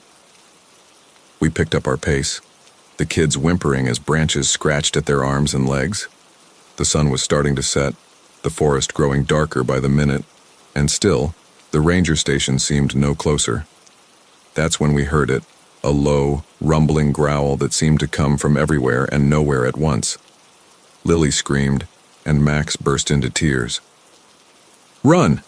I yelled, scooping up Lily as Sarah grabbed Max's hand. We tore down the trail, blind panic driving us forward. Branches whipped at our faces, roots threatened to trip us at every step, and all the while, that growl grew louder, closer. I chanced to look back and immediately wished I hadn't. Something was moving through the trees behind us, something massive and dark. I caught a glimpse of glowing eyes and a flash of teeth before I turned back, running faster than I ever had in my life. We burst into a small clearing, gasping for breath. And there, like a miracle, was a cabin. Not the ranger station we'd been aiming for, but at that moment, it looked like salvation. I didn't stop to question our luck. We raced for the door, praying it would be unlocked. The handle turned under my grip, and we tumbled inside, slamming the door behind us. For a long moment, we just stood there, chests heaving, listening to the sounds of something large circling the cabin. Scratching noises came from the walls, and a low, frustrated growl echoed through the night. "What is it, Daddy?" Lily whimpered, burying her face in my shoulder. "I don't know, sweetheart," I said, stroking her hair. "But we're safe in here. It can't get us." As our eyes adjusted to the gloom, we began to take in our surroundings. The cabin was small, just one room with a fireplace, a few pieces of rustic furniture, and shelves lined with canned goods and supplies. It looked like some kind of emergency shelter or hunting cabin. Sarah found some lanterns and lit them, casting a warm glow around the room. As the kids huddled together on a threadbare couch, she pulled me aside. "Alex, what are we going to do?" she whispered, her voice trembling. "What if it doesn't leave?" I took a deep breath, trying to think rationally. "We've got shelter, and it looks like there's enough food here to last a while. We'll wait it out. Someone's bound to come looking for us eventually." But as the night wore on, that confidence began to waver. The creature outside showed no signs of leaving. We could hear it moving around the cabin, testing the walls and door. Occasionally, it would let out a roar that made the windows rattle. The kids finally fell into an uneasy sleep, exhausted from the day's terror. Sarah and I took turns keeping watch, peering out the windows into the darkness. It was during my watch, in the darkest hours of the night, that I saw it clearly for the first time. The moon had come out from behind the clouds, illuminating the clearing in front of the cabin, and there, standing at the edge of the trees, was a creature that shouldn't exist. It was massive, easily 8 feet tall, with a body that seemed to be a patchwork of animal parts. Thick fur covered most of its body, but I could see patches of scales and what looked like feathers. Its face was a nightmarish blend of bear and something almost human, with eyes that glowed an unnatural yellow in the moonlight. As I watched, frozen in horror, it turned those glowing eyes directly towards me, and then impossibly, it smiled, revealing rows of razor-sharp teeth. I stumbled back from the window, my heart pounding so hard I thought it might burst from my chest. This couldn't be real. Creatures like that didn't exist, they couldn't. But the growl that rumbled through the night was very, very real. I don't know how long we stayed in that cabin. Days blurred together, marked only by the rising and setting of the sun and the constant presence of the creature outside. We rationed the food carefully, knowing we might be in for a long wait. The kids were surprisingly resilient, turning our confinement into a game of sorts. But I could see the strain wearing on Sarah, the constant fear taking its toll. On what I think was the 5th day, we woke to silence. No growls, no scratching at the walls. Cautiously, I peered out the window. The clearing was empty. We waited another full day before we dared to venture out. The forest seemed normal again. Birds singing, small animals scurrying about. But the claw marks on the cabin walls and the massive footprints in the mud were undeniable proof that our ordeal had been real. We made our way back to our campsite, half expecting to find it destroyed. Instead, we found park rangers and a search party. Our car had been fixed. Apparently, someone had noticed it sitting abandoned and called it in. We told them a sanitized version of events, that we'd gotten lost, found the cabin, and waited out a storm. Who would believe the truth? As we drove home, the kids chattering excitedly about their adventure, I couldn't shake the feeling that we'd glimpsed something we were never meant to see. A creature that lurked in the shadows of the world, defying explanation. We never went camping again, but sometimes, on dark nights when the wind howls outside our safely locked doors, I find myself thinking about that cabin in the woods. And I wonder if, somewhere out there in the vast wilderness, that creature is still roaming, waiting for the next unsuspecting family to cross its path. The wilderness holds secrets ancient and terrifying, and sometimes those secrets have teeth and claws.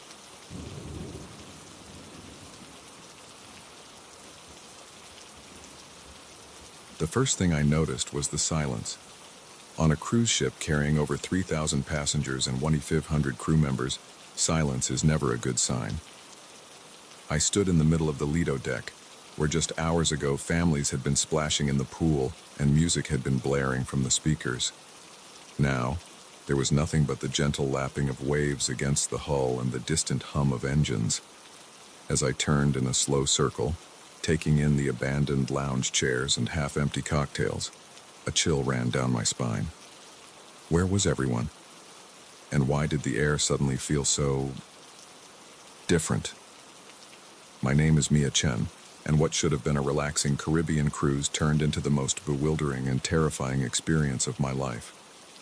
I'm still not sure I believe what happened to me, but I know one thing for certain. Time isn't as linear as we think it is, and sometimes the fabric of reality can slip in ways we can't begin to understand. It had started as a typical day at sea. I'd woken up late, nursed a slight hangover from the previous night's karaoke party with a greasy breakfast, and spent the morning lounging by the pool with my latest beach read. Around noon, I'd decided to head back to my cabin for a quick nap before the afternoon's activities. I remember closing my eyes, the gentle rocking of the ship lulling me to sleep. When I woke up, the light filtering through my porthole window seemed off, dimmer somehow, with a strange bluish quality I'd never seen before. Disoriented, I checked my phone.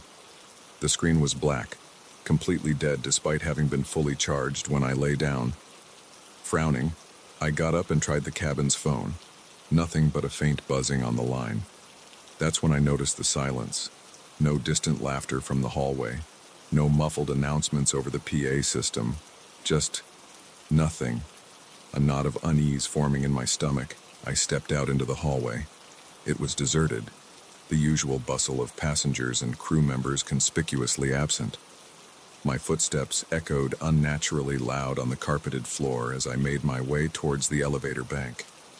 "Hello?" I called out, my voice sounding small and lost in the empty corridor. No response. The elevator arrived with a cheerful ding that seemed wildly out of place in the eerie silence. As I rode up to the Lido deck, I tried to rationalize what was happening. Maybe there was some sort of emergency drill I'd slept through. But no. They always announce those well in advance, and surely someone would have woken me. When the elevator doors opened onto the Lido deck, the full extent of the strangeness hit me. The massive open-air deck was completely deserted.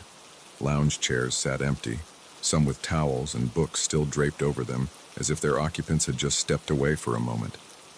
The bars were unmanned, rows of colorful cocktails abandoned on their counters. I walked slowly around the deck, my heart pounding. "Hello?" I called again, louder this time. "Is anyone here?" Only the sound of the waves answered me. As I completed my circuit of the deck, I noticed something that made my blood run cold. The lifeboats were all still in place. If there had been some kind of emergency evacuation, surely they would have been launched. I spent the next few hours searching the ship, deck by deck, my panic growing with each empty room and deserted corridor I encountered. The theater, mid-setup for the evening's show. The casino, slot machines blinking silently in the dim light. The main dining room, tables set for a dinner that would never be served. Everywhere I looked, I found signs of life interrupted. Half-eaten meals in the buffet, a load of laundry tumbling endlessly in a dryer in the otherwise empty laundromat, a child-stuffed animal dropped in the middle of a hallway. But of the thousands of people who should have been on board, I found no trace. As night fell, or what I assumed was night, given the deepening of that strange bluish light, I made my way to the bridge, hoping against hope to find someone, anyone who could explain what was happening. The bridge was as deserted as the rest of the ship, but at least here there were signs of life. Radar screens blinked, showing our position in the middle of the Caribbean Sea. Navigation systems hummed softly. The ship was still on course, its automated systems continuing their work, even in the absence of human oversight. I slumped into the captain's chair, exhaustion and fear finally overtaking me. What had happened? Where was everyone? And more importantly, what was I going to do now? As I sat there, staring blankly at the array of instruments before me, something caught my eye. The date display on one of the monitors. I blinked. Sure, I must be seeing things, but no. There it was in glowing green letters. August 13th, 2024. A week. Somehow, impossibly, a week had passed since I'd laid down for my nap. I laughed then, a high, hysterical sound that echoed weirdly in the empty bridge. This couldn't be happening. People didn't just lose a week of time. Entire ships full of people didn't just vanish. And yet here I was. The next few days, if they were indeed days, as time seemed to have lost all meaning, passed in a blur. I roamed the ship, leaving notes in every public space, begging for a response, for some sign that I wasn't alone. I tried every phone, every radio, every possible means of communication, but was met with nothing but static. I ate from the slowly rotting supplies in the ship's massive kitchens, slept fitfully in a different cabin each night, and tried to keep myself sane by talking out loud, narrating my actions as if I was the protagonist in some bizarre reality show. On what I think was the fourth day of my solitude, I saw the lights. At first, I thought I was hallucinating, my mind finally cracking under the strain of isolation. But no, there they were. Distant pinpricks of light on the horizon, growing larger by the minute. Hope surged through me. Another ship, a rescue party. I raced to the bow, waving my arms and shouting, even though I knew they were still too far away to see or hear me. As the lights grew closer, I realized with a start that they weren't coming from the sea, but from the sky. My elation turned to confusion, then to a kind of numb acceptance. Of course. Why not? After everything else, why shouldn't there be strange lights in the sky? The lights descended slowly, hovering over the ship. They were beautiful, pulsing with colors I had no names for, casting shimmering reflections on the calm sea. As I watched, a beam of light shot down from the center of the formation, touching the deck just a few feet away from me. And then, as suddenly as they had appeared, the lights vanished, and I was no longer alone. The deck was filled with people, passengers in swimsuits and sundresses, crew members in their crisp uniforms. They milled about in confusion, voices rising in a babble of questions and exclamations. What happened? Where did everyone go? Was I dreaming? I stood frozen, unable to comprehend what I was seeing. A man in a captain's uniform strode purposefully towards me, his face a mask of concern. Miss, are you all right? You look pale. I opened my mouth, but no words came out. How could I possibly explain what had happened? In the days that followed, as the ship made its way back to port, a story was pieced together.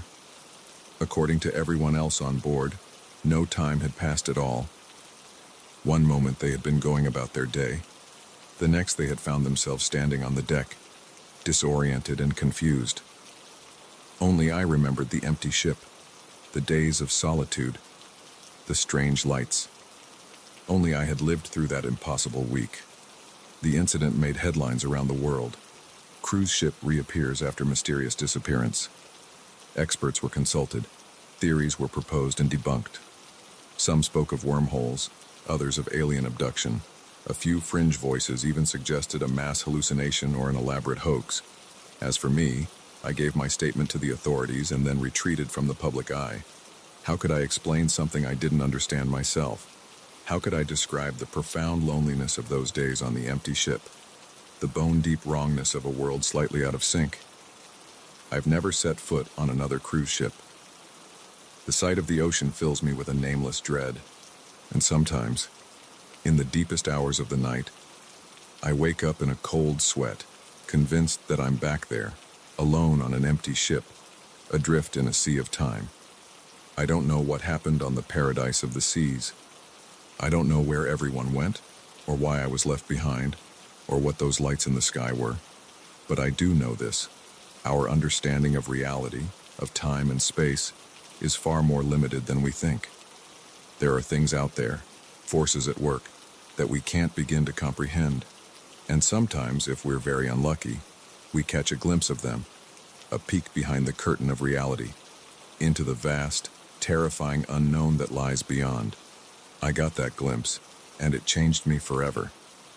So the next time you're on a cruise, or any ship for that matter, and you feel a sudden chill, or notice the quality of light change ever so slightly, or find yourself alone in a place that should be crowded, remember my story, and hope, with every fiber of your being, that you don't slip through the cracks of time like I did. Because trust me, once you've experienced that kind of impossible solitude, you're never quite the same again. The scratching started on the first night, a faint, persistent sound that could have been tree branches against the cabin's wooden walls, if not for the absolute stillness of the air outside. I lay awake, Emily's steady breathing beside me, and listened as the noise grew louder, more deliberate. It wasn't until I heard a distinct tapping on the bedroom window that I realized, with a chill that ran deep into my bones, that whatever was out there wasn't a tree, and it wanted in. My name is Daniel, and what was supposed to be a romantic getaway with my girlfriend turned into a waking nightmare that I'm still trying to understand. We'd been dating for a year, and with both of us drowning in work stress, a week in a secluded cabin seemed like the perfect escape. No cell service, no Wi-Fi, just us in the great outdoors. If only we'd known what was waiting for us in those woods. We arrived at the cabin late Friday afternoon. It was exactly as advertised. A cozy, two-bedroom log structure nestled in a clearing, surrounded by towering pines. The nearest neighbor was miles away, and the dirt road leading to the property had been rough enough to make us question our decision more than once. But as we stepped out of the car, the fresh mountain air and the absolute quiet washed away our doubts. This was exactly what we needed. The cabin's owner, a gruff older man named Bill, met us with the keys. As he gave us a quick tour, I couldn't help but notice how his eyes darted nervously around, never quite settling on one spot. "Now, couple things to remember," he said as we stood on the porch. "Don't go wandering in the woods after dark. Lots of wildlife out there, and it's easy to get turned around. And if you hear any strange noises at night, just ignore them. Probably just raccoons or something." I nodded, not thinking much of it at the time. Every cabin owner had their quirks and warnings. "Oh, and one more thing," Bill added, his hand on the door.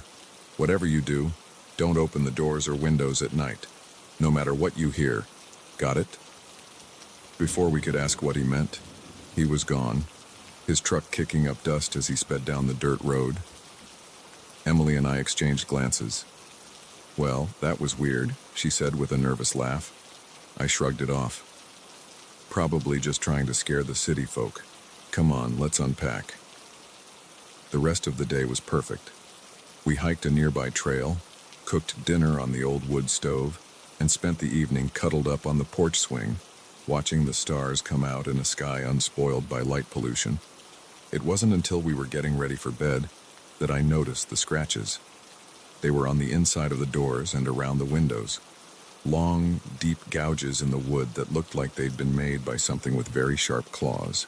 Come look at this," I called out. She came over, frowning as she ran her fingers over the marks. "Weird. You think a bear tried to get in or something?" "Maybe," I said, though something about the scratches made my skin crawl.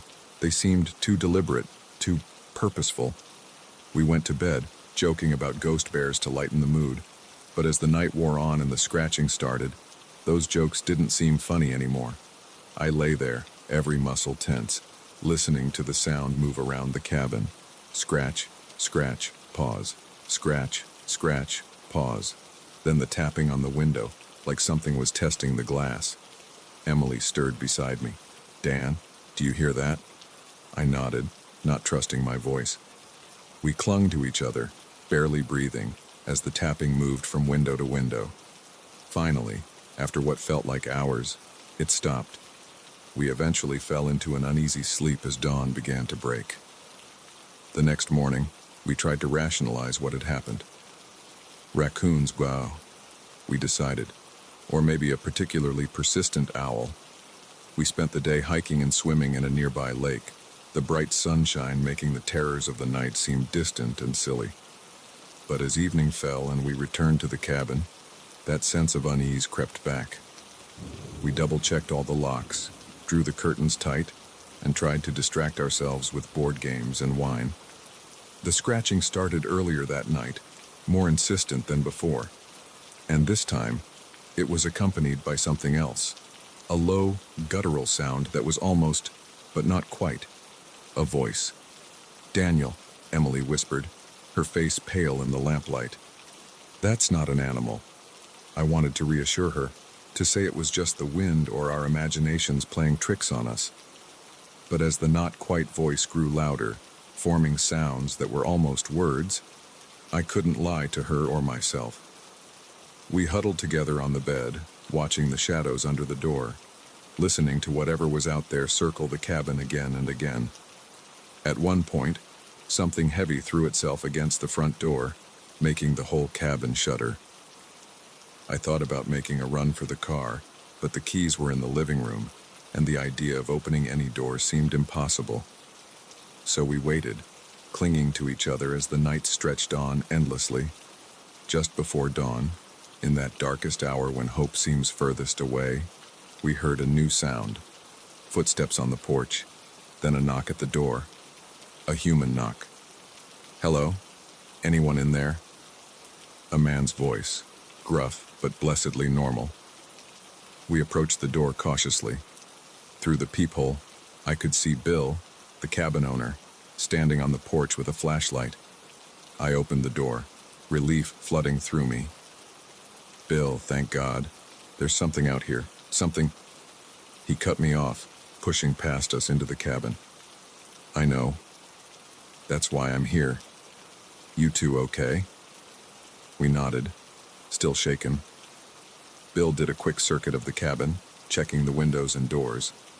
When he was satisfied, he turned to us with a grim expression.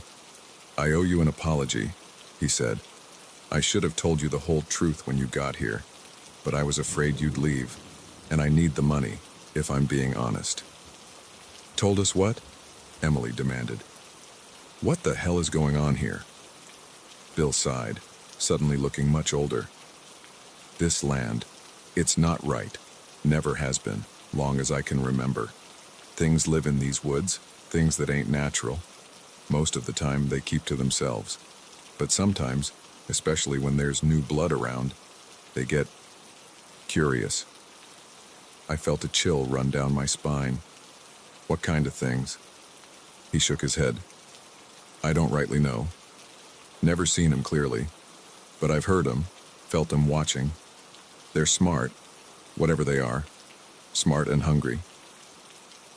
Why don't you leave? Emily asked. Can't, Bill said simply. This land's been in my family for generations. And besides, he added, his voice dropping to a near whisper, I don't think they'd let me. We spent the rest of that night huddled in the living room with Bill, listening to his stories of the things that lived in the woods. Tales passed down through his family, of people who'd vanished over the years, of nights when the barriers between our world and something else seemed to thin. As the sun rose, casting long shadows through the trees, Bill stood up.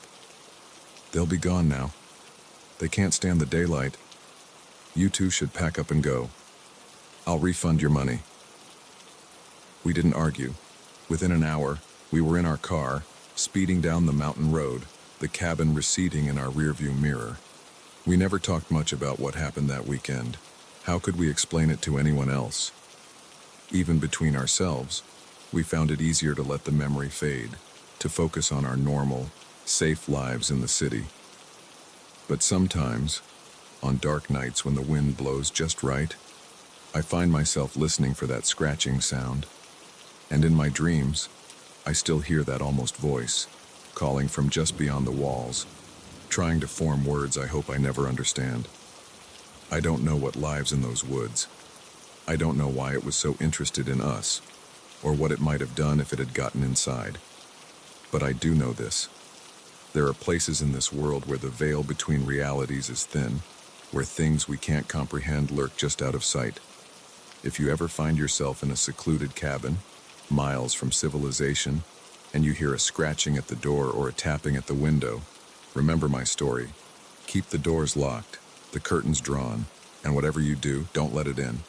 Because once you acknowledge those things in the dark, once you let them know you can hear them, they'll never stop calling. And sooner or later, curiosity or fear or simple exhaustion might lead you to answer. Take it from me, some calls are better left unanswered. Some doors are meant to stay closed, and some woods are best left unexplored, no matter how inviting they might seem in the light of day. The voice crackled through the CB radio, desperate and filled with static. Please, anyone, I need help. I'm at the old Starlight truck stop. Something's here. Oh God, it's coming back. Please, hurry. Then nothing but dead air. I gripped the steering wheel, my knuckles white as I stared out at the empty highway stretching before me. The rational part of my brain said to ignore it, to keep driving. But 20 years on the road had taught me one thing. Out here, in the vast emptiness of the American night, sometimes a trucker is all that stands between a stranger and disaster. With a muttered curse, I flipped on my turn signal and took the next exit. I didn't know it then, but that decision would lead me into a nightmare I'm still trying to understand. My name's Mike Callahan, and I've been hauling freight across the country since I was old enough to get my CDL. I've seen my share of weird stuff out on the lonely highways. Ghost lights, inexplicable weather patterns, even what some might call UFOs. But nothing in all my years prepared me for what I encountered that night at the abandoned Starlight truck stop. It was a typical run, Seattle to Miami with a trailer full of electronics. I was making good time, the miles melting away under my wheels as I cruised through the New Mexico desert. The radio kept me company, a mix of old country tunes and the occasional chatter from other truckers. It was just past 2 a.m. when the distress call came through. At first, I thought it was just some kids playing around on the channel. It wouldn't be the first time. But something in that voice, the raw fear, the desperation, made me think twice. I tried to respond, to get more information, but there was no answer. Just that eerie static. I knew the Starlight. It had been a popular stop back in the day. A little oasis of neon and greasy food in the middle of nowhere. But it had shut down years ago, another victim of the new highway bypass. Now it was just a crumbling relic, slowly being reclaimed by the desert. As I took the exit, a cold feeling settled in my gut. What if this was a trap? It wouldn't be the first time someone tried to lure a trucker off the main road with a fake distress call. But I couldn't shake the memory of that terrified voice. If someone really was in trouble out here, they didn't have many options for help. The old access road was barely more than a pair of tire tracks now, weeds growing up through cracks in the asphalt. My headlights cut through the darkness, illuminating scrub brush and the occasional piece of wind-blown trash. And then, rising out of the night like a ghost, I saw it, the Starlight truck stop. It was in worse shape than I remembered. The once cheerful neon sign was dark, most of its tubes shattered. The windows of the main building were boarded up, and half the roof had caved in. The vast parking lot, once filled with rigs from all over the country, was empty save for tumbleweeds and broken glass. I pulled up in front of the main entrance, leaving my engine running. The silence was oppressive, broken only by the idle of my truck and the creak of settling metal as the old building shifted in the night wind. "Hello?" I called out, my voice sounding small and lost in the emptiness. "Anyone here?" I heard a distress call on the CB. Nothing. Not even an echo. I grabbed my flashlight from the cab and cautiously approached the building. The boards over the main doors had been pried away, leaving a dark maw that seemed to swallow my light. Every instinct screamed at me to get back in my truck and drive away, but I couldn't shake the memory of that desperate voice. What if someone was hurt in there, unable to call out?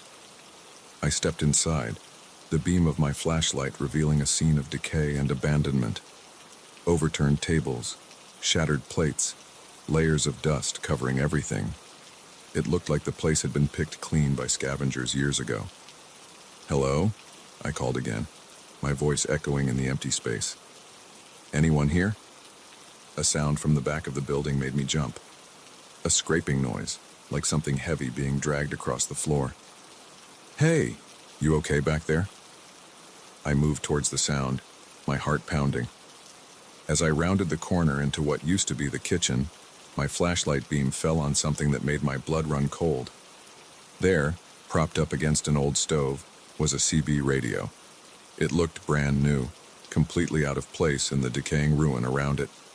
I approached slowly, my mind racing. Had the person who called for help left this here? But why? And where were they now? That's when I noticed something else. On the floor around the radio were strange markings, curved lines and symbols drawn in what looked horribly like dried blood. I took a step back, suddenly very aware of how quiet it was. Even the wind seemed to have died down. And then I heard it, a low, guttural sound coming from somewhere behind me. It was almost, but not quite, a voice. The hairs on the back of my neck stood up as I slowly turned around. There, in the doorway, was something. In the brief moment before terror overtook me, my mind tried to make sense of what I was seeing. It was vaguely humanoid, but too tall, too thin, its limbs bent at impossible angles, and its face, God, its face was just a blank expanse of pale skin with a mouth that split it from top to bottom. I'd like to say I fought, or that I at least had the presence of mind to run. But the truth is, I froze, rooted to the spot as that thing unfolded itself, growing even taller as it flowed into the room like smoke given form. It reached for me with hands that were more like claws, and I felt my consciousness slipping away. The last thing I remember is the CB radio crackling to life, that same desperate voice calling out for help. I woke up in my truck, parked on the side of the highway. For a moment, I thought it had all been a vivid nightmare. But then I noticed the dust coating my clothes, the scratches on my arms. And there, on the passenger seat, was the CB radio from the abandoned truck stop. My logbook showed I'd lost almost 6 hours. 6 hours that I had no memory of. I drove to the nearest town in a daze, checked into a motel, and tried to make sense of what had happened. Had I really seen what I thought I saw? Or had my mind conjured up some impossible horror to fill in the gaps in my memory? I thought about going to the police, but what would I tell them? That I'd been lured to an abandoned truck stop by a ghost on the CB, then attacked by some kind of monster? They'd laugh me out of the station if they didn't lock me up for my own safety. In the end, I did the only thing I could do. I got back on the road and finished my run. But things were different after that night. I found myself jumping at shadows, flinching every time the CB crackled with static. I started taking routes that avoided long stretches of empty highway, even if it meant longer trips. And that CB radio, I couldn't bring myself to get rid of it, but I couldn't stand to have it in my truck either. It sits in a storage unit now, wrapped in chains and locked in a box. Some nights I swear I can hear it calling, that same desperate voice begging for help. I've tried to find out more about the Starlight truck stop since then. Turns out, it has quite a history. Stories of disappearances going back decades. Truckers who stopped there and were never seen again. Local legends about ancient burial grounds and doorways to other worlds. I don't know what to believe anymore. I don't know if what I experienced was real, or some kind of hallucination, or something in between. But I do know this. There are things out there in the darkness that we can't explain. Things that lurk on the edges of our world, waiting for someone to answer their call. So if you're ever out on the road late at night, and you hear a desperate voice on the CB begging for help, think twice before you answer. Because sometimes, the call for help isn't coming from someone in trouble. Sometimes, it's coming from the trouble itself. And if you find yourself driving past an abandoned truck stop in the middle of the New Mexico desert, keep on driving. Don't look back. And whatever you do, don't stop. Because you never know what might be waiting there in the darkness, ready to pull you into a nightmare you might never wake up from. As for me, I still drive, but never at night if I can help it. And I keep my CB turned off, no matter how lonely the road gets. Because I know now that some calls are better left unanswered, and some mysteries are best left unsolved.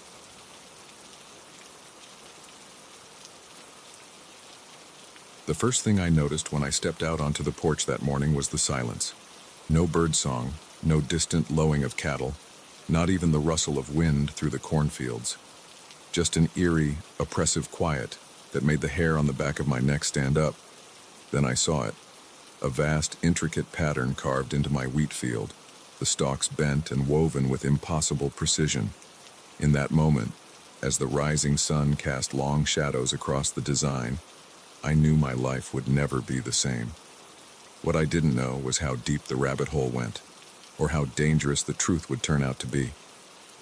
My name's Jack Harper, and I've been farming this land for over 30 years. It's been in my family for generations, passed down from father to son since my great-grandfather first broke ground here in the 1890s. I've seen droughts, floods, and everything in between, but nothing could have prepared me for what happened that summer. It started innocently enough. A few of my cows got spooked one night, breaking through a fence and stampeding across the north pasture. Unusual, but not unheard of. Then my tractor started acting up, the electronics going haywire for no apparent reason. Again, annoying, but nothing too out of the ordinary for aging farm equipment. But then came the lights. I first saw them about a week before the crop circle appeared. I was up late, going over some paperwork in the kitchen, when a flash of light outside caught my eye. At first, I thought it was headlights from a passing car, but we're pretty isolated out here. The nearest neighbor is 5 miles down the road. I stepped outside, and that's when I saw them. 3 bright orbs of light, hovering silently over my wheat field. They pulsed with an otherworldly glow, casting long shadows across the swaying stalks. I stood there, frozen, for what felt like hours but was probably only a few minutes. Then, as suddenly as they appeared, the lights shot straight up into the sky and vanished. I told myself I was tired, that maybe I'd dozed off at the kitchen table and dreamed the whole thing. But deep down, I knew what I'd seen was real. The next few nights, I stayed up watching, but the lights didn't return. Just as I was starting to think I'd imagined it all, I woke up to find the crop circle. It was massive, covering nearly half of my 100-acre wheat field. The design was incredibly complex, a series of interlocking circles and crescents that seemed to spiral out from a central point. The wheat stalks were bent, not broken, woven together in a way that defied explanation. I called the sheriff, more out of a sense of obligation than any real hope for answers. Bob's been a friend for years, but I could see the skepticism in his eyes as he surveyed the damage. It could be pranksters, he suggested, not sounding very convinced. You know how kids get in the summer looking for thrills. I shook my head.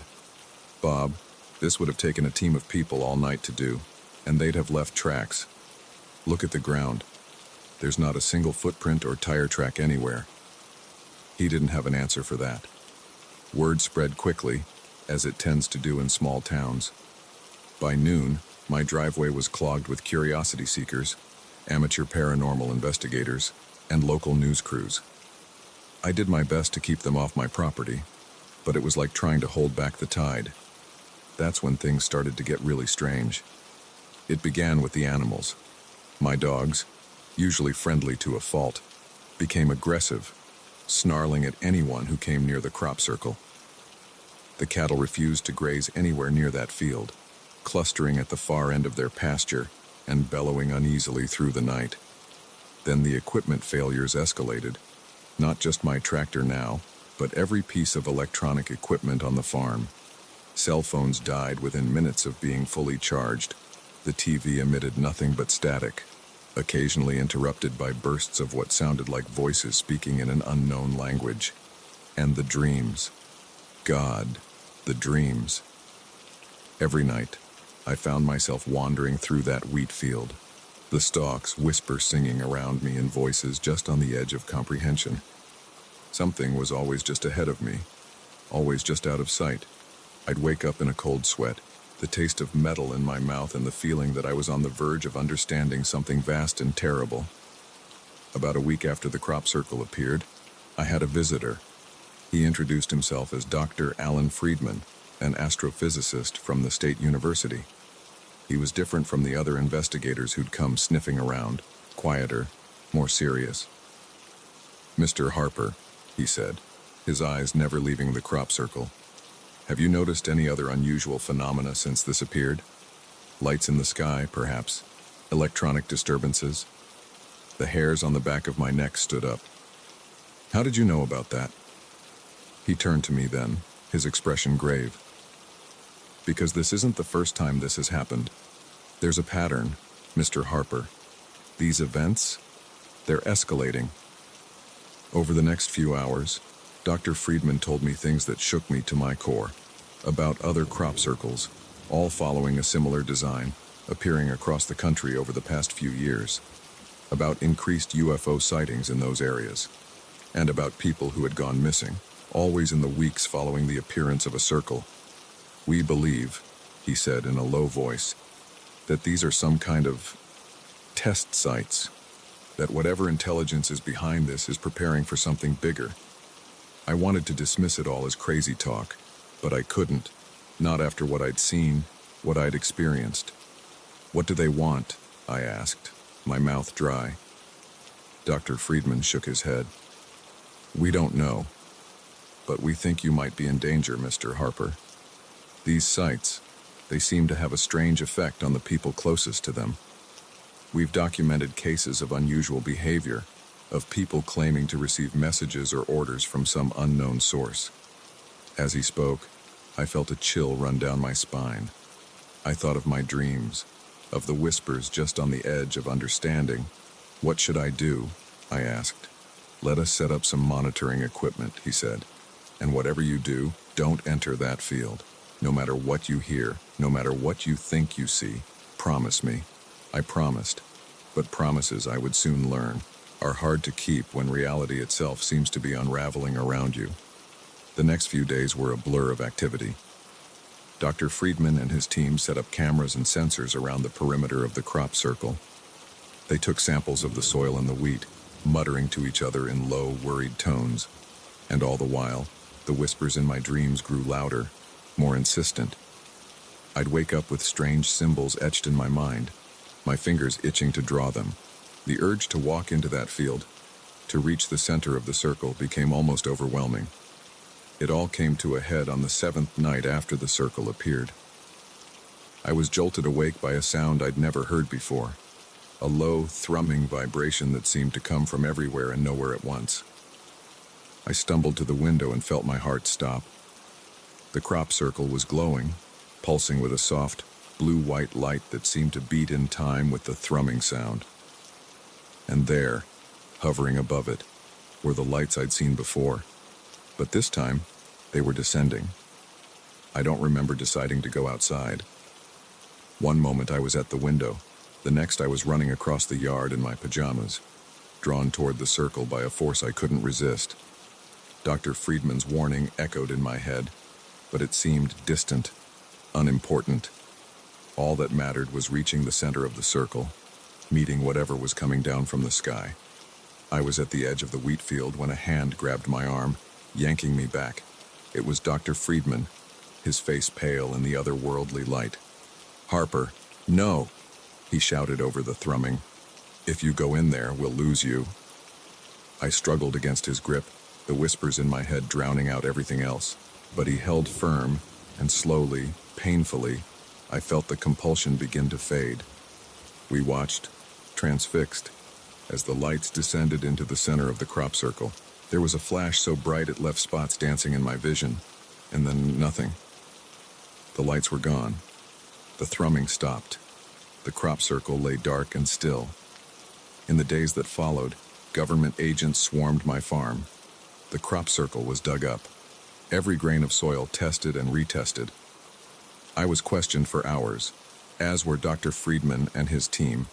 They found nothing, no radiation, no unexplained elements, nothing to prove that anything out of the ordinary had happened. The official story became that it was an elaborate hoax, despite the lack of any evidence to support that theory. But I know what I saw. I know what I felt. It's been 5 years since that night. I still farm the land, but things are different now. The wheat doesn't grow in that field anymore, no matter what we plant. On quiet nights, I sometimes think I can still hear those whispers on the edge of my mind. And sometimes, when I look up at the stars, I can't shake the feeling that something up there is looking back, watching, waiting. I don't know what would have happened if I'd made it to the center of that circle. I don't know what's coming or when, but I do know this. We are not alone, and the universe is stranger and more terrifying than we can imagine. So if you ever find a strange pattern carved into your fields, or see lights in the sky that move like nothing you've ever seen before, remember my story, and whatever you do, don't answer when they call, because once you do, there's no going back.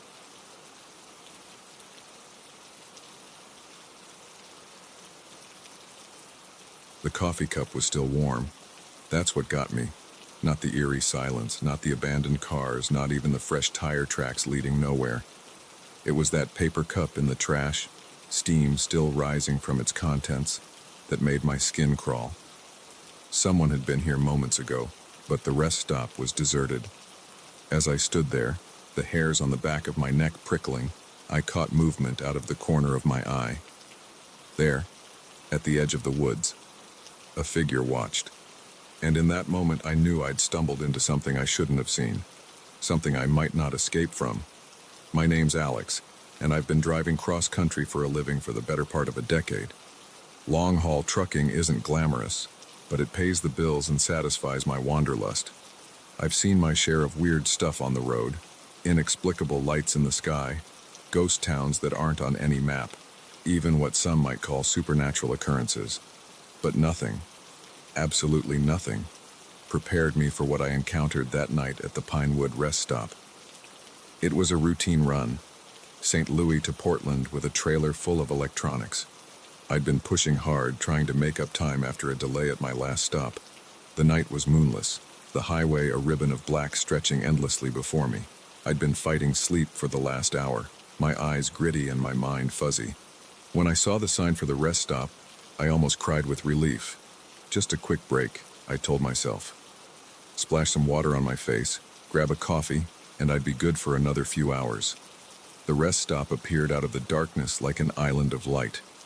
It was one of those older ones, with a small building housing restrooms and vending machines, and a separate area for trucks to park. As I pulled in, I noticed a few cars in the lot, but no people visible. I parked and stepped out of my rig, stretching muscles cramped from hours of sitting. The air was unnaturally still, no breeze, no sounds of insects or distant traffic, just silence. That should have been my first warning. I made my way to the building, my footsteps echoing loudly on the concrete. The door creaked as I pushed it open, the sound jarring in the quiet. Inside, the fluorescent lights buzzed softly, casting a harsh glare over the empty space. I headed for the men's room, splashing cold water on my face and letting it run down my neck. As I looked up at my reflection, haggard and pale in the mirror, I saw something that made my heart skip a beat. In the mirror, reflected in the partially open door behind me, I caught a glimpse of movement. Just a shadow, really, but distinctly human-shaped. I whirled around, but the doorway was empty. "Hello?" I called out, my voice sounding thin and nervous even to my own ears. No response.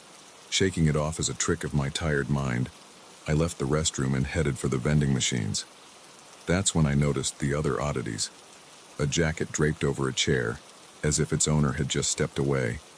A smartphone on a table, its screen still lit up. And there, in the trash can by the door, that steaming cup of coffee. My skin prickled with goosebumps. Where was everyone? I stepped back outside, scanning the parking lot. The cars I'd seen earlier were still there, some with doors hanging open.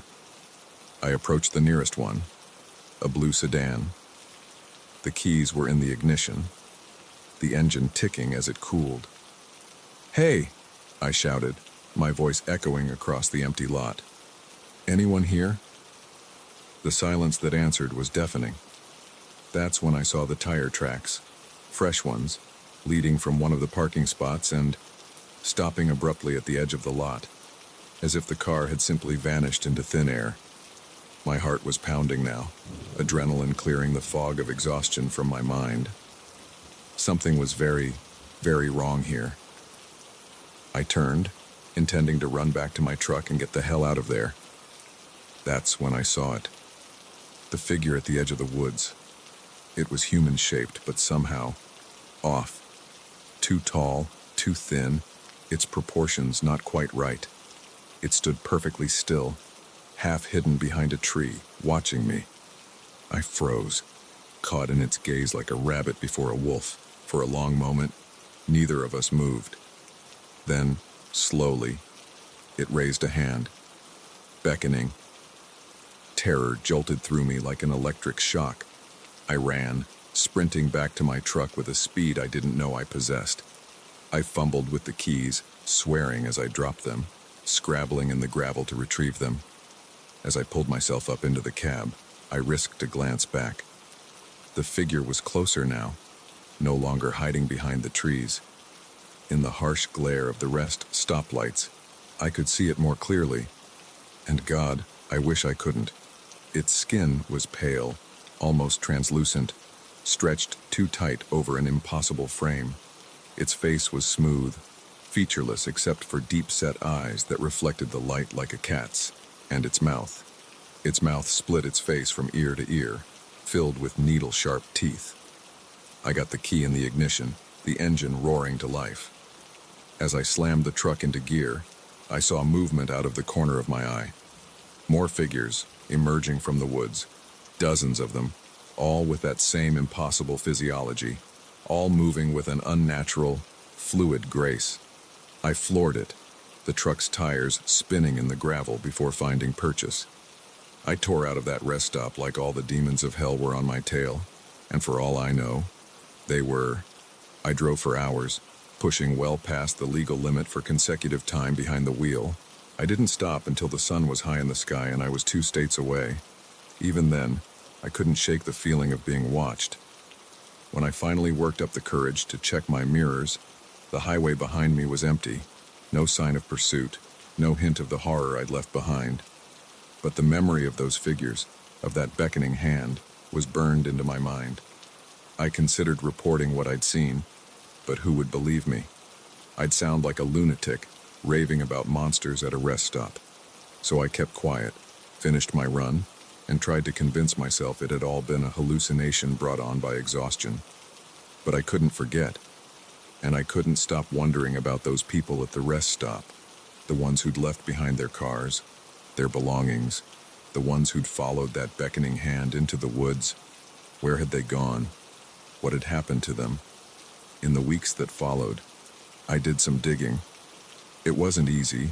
I'm no detective, and I had precious little to go on. But what I found chilled me to the bone. There were stories, whispered tales among long-haul truckers and late-night travelers.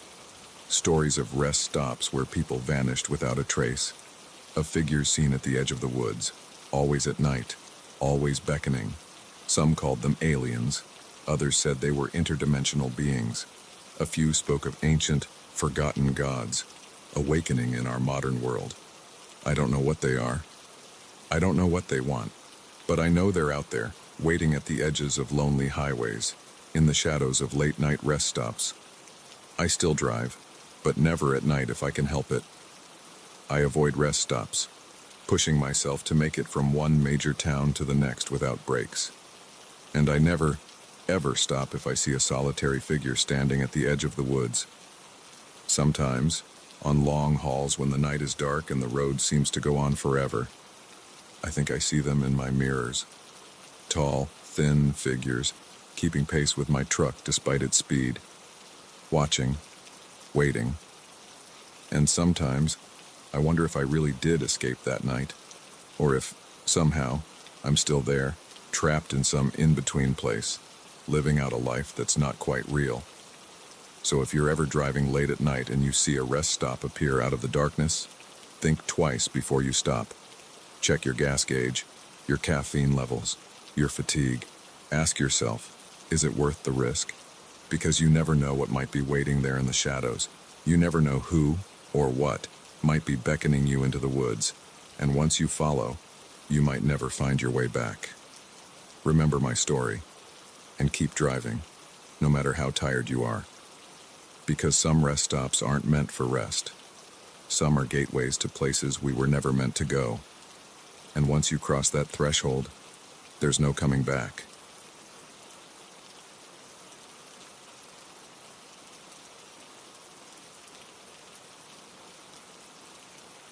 The first photo showed nothing but trees. The second captured a blur of movement at the edge of the frame. But it was the third image that made my blood run cold. There, emerging from the shadows between two ancient pines, was a figure. Humanoid, but wrong somehow. Too tall, too thin, its proportions distorted in a way that defied natural law. And it was looking directly at the camera. At me. I lowered the viewfinder with shaking hands, my eyes darting to the deepening shadows around my campsite. Night was falling, and I was no longer alone in these woods.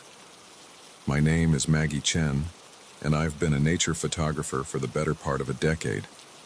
I've trekked through rainforests, scaled mountains, and waded through swamps to get the perfect shot. But nothing in all my years of experience could have prepared me for what I encountered in the depths of the Olympic National Forest. It was supposed to be a routine assignment, a 2-week solo expedition to capture the raw beauty of the old-growth forest for a conservation magazine. I'd done dozens of trips like this before, and I was looking forward to the solitude, to immersing myself in nature without the distractions of the modern world. The first few days were idyllic.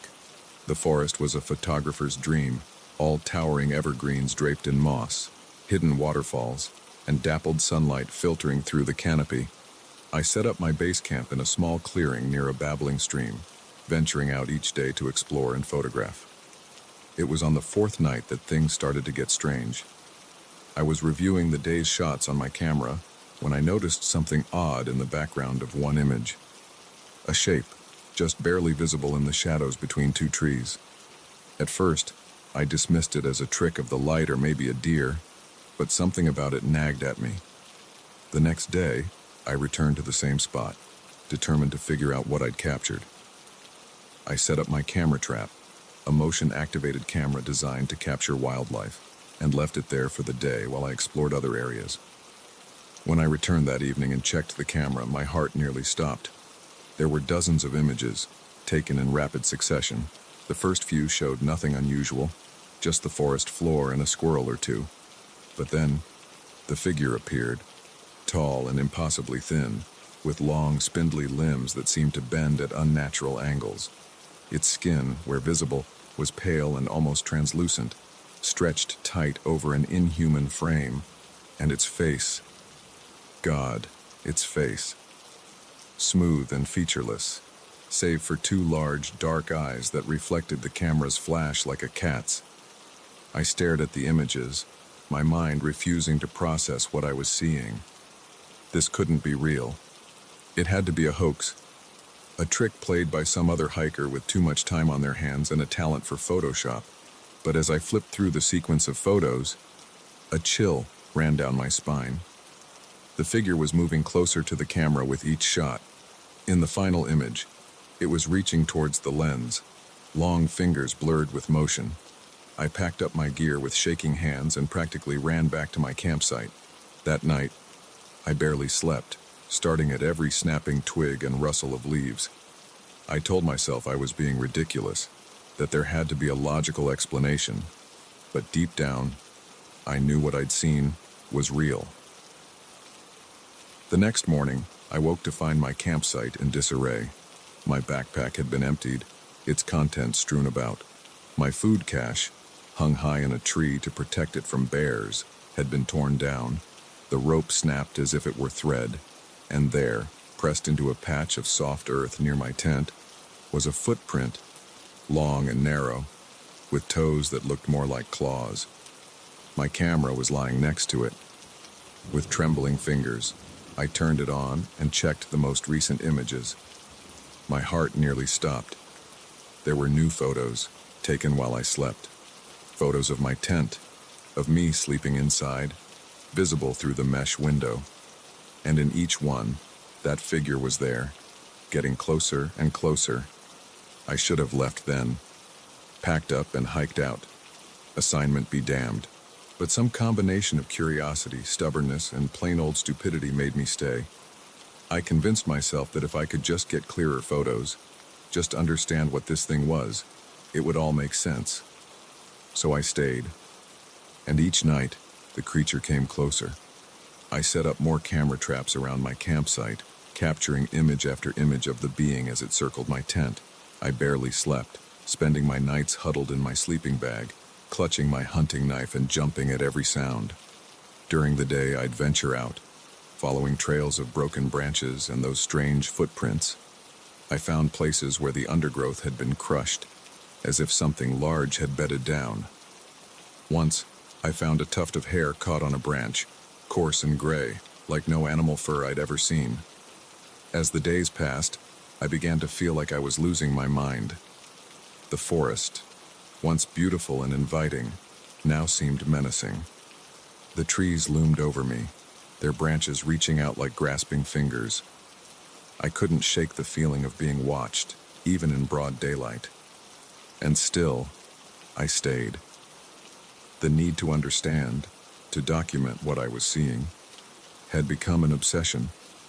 It all came to a head on what should have been my last night in the forest.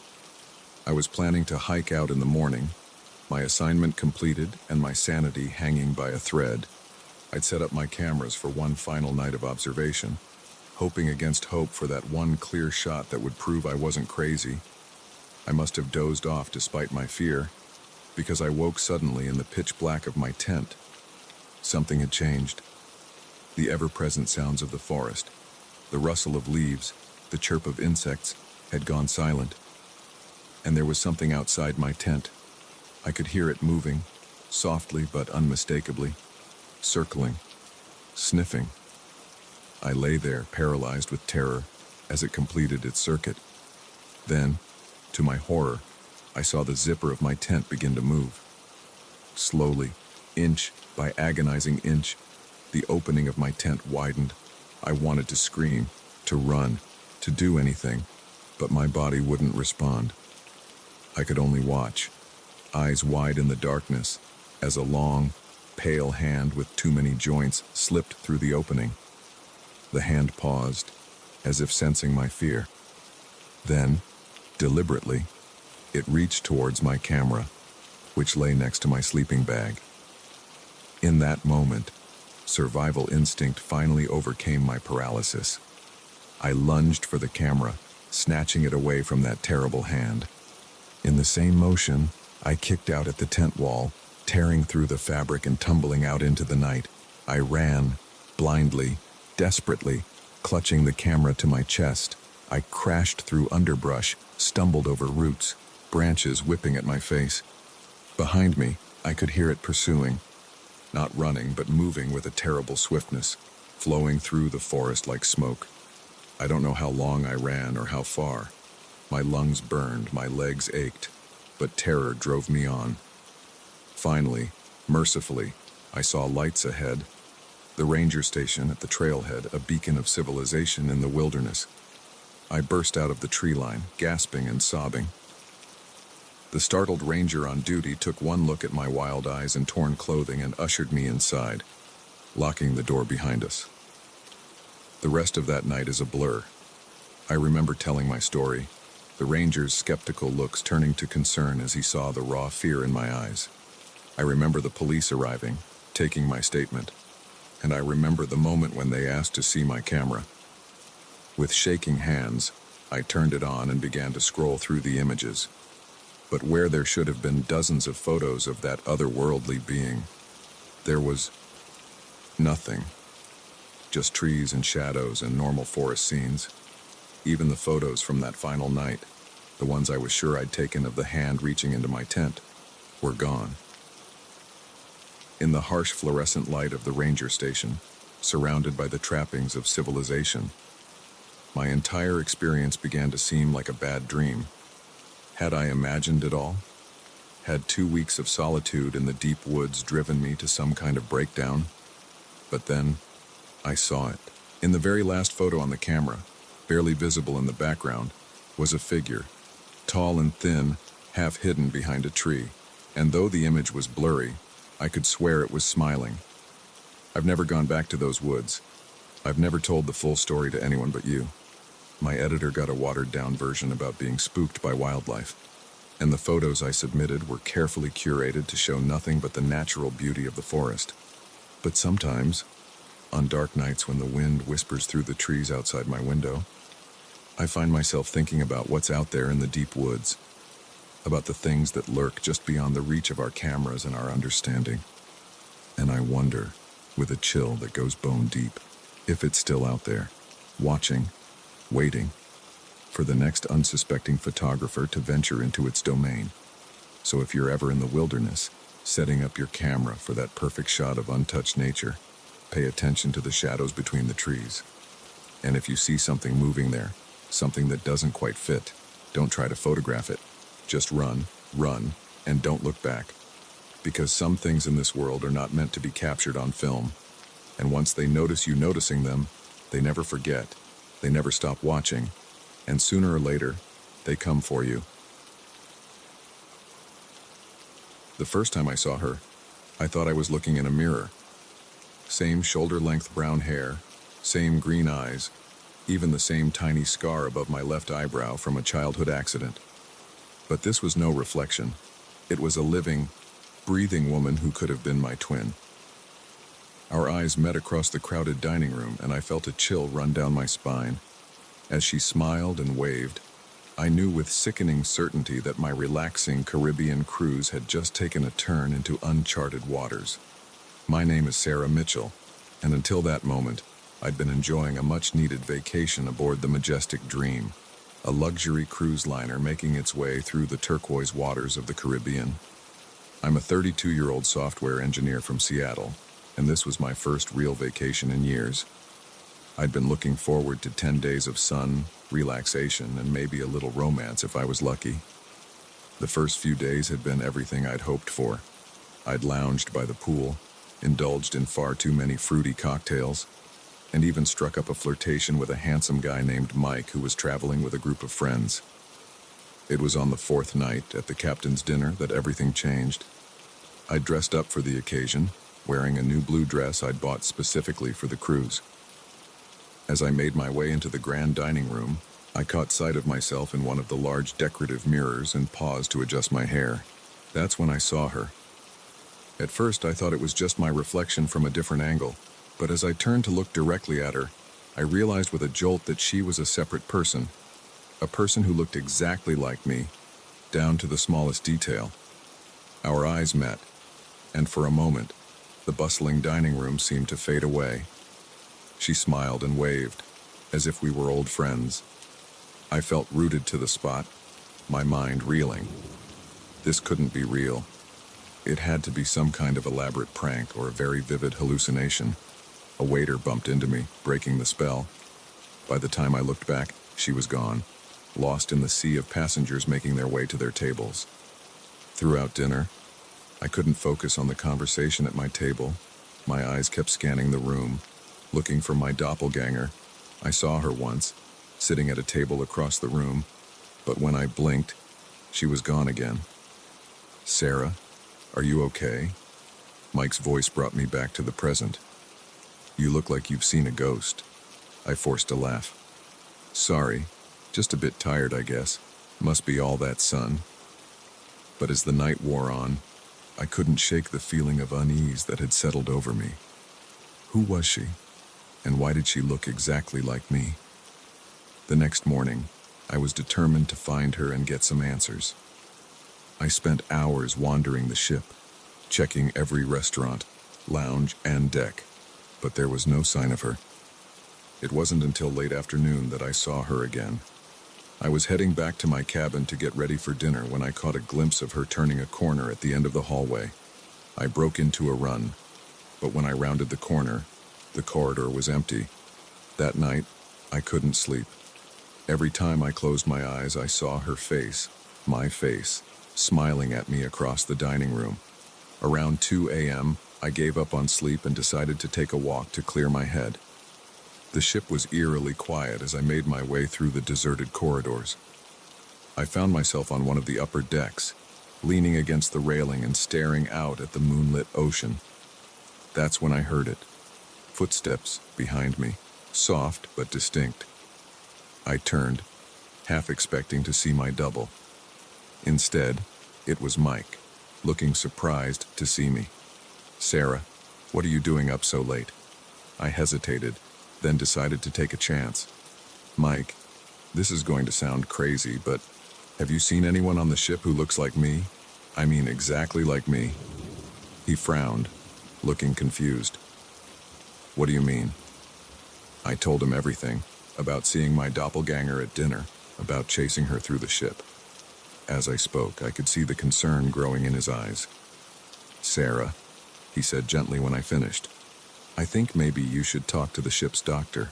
Stress can do funny things to a person's mind, and—" "I'm not crazy," I snapped, then immediately felt guilty at the hurt look on his face. "I'm sorry, I know what I saw, Mike.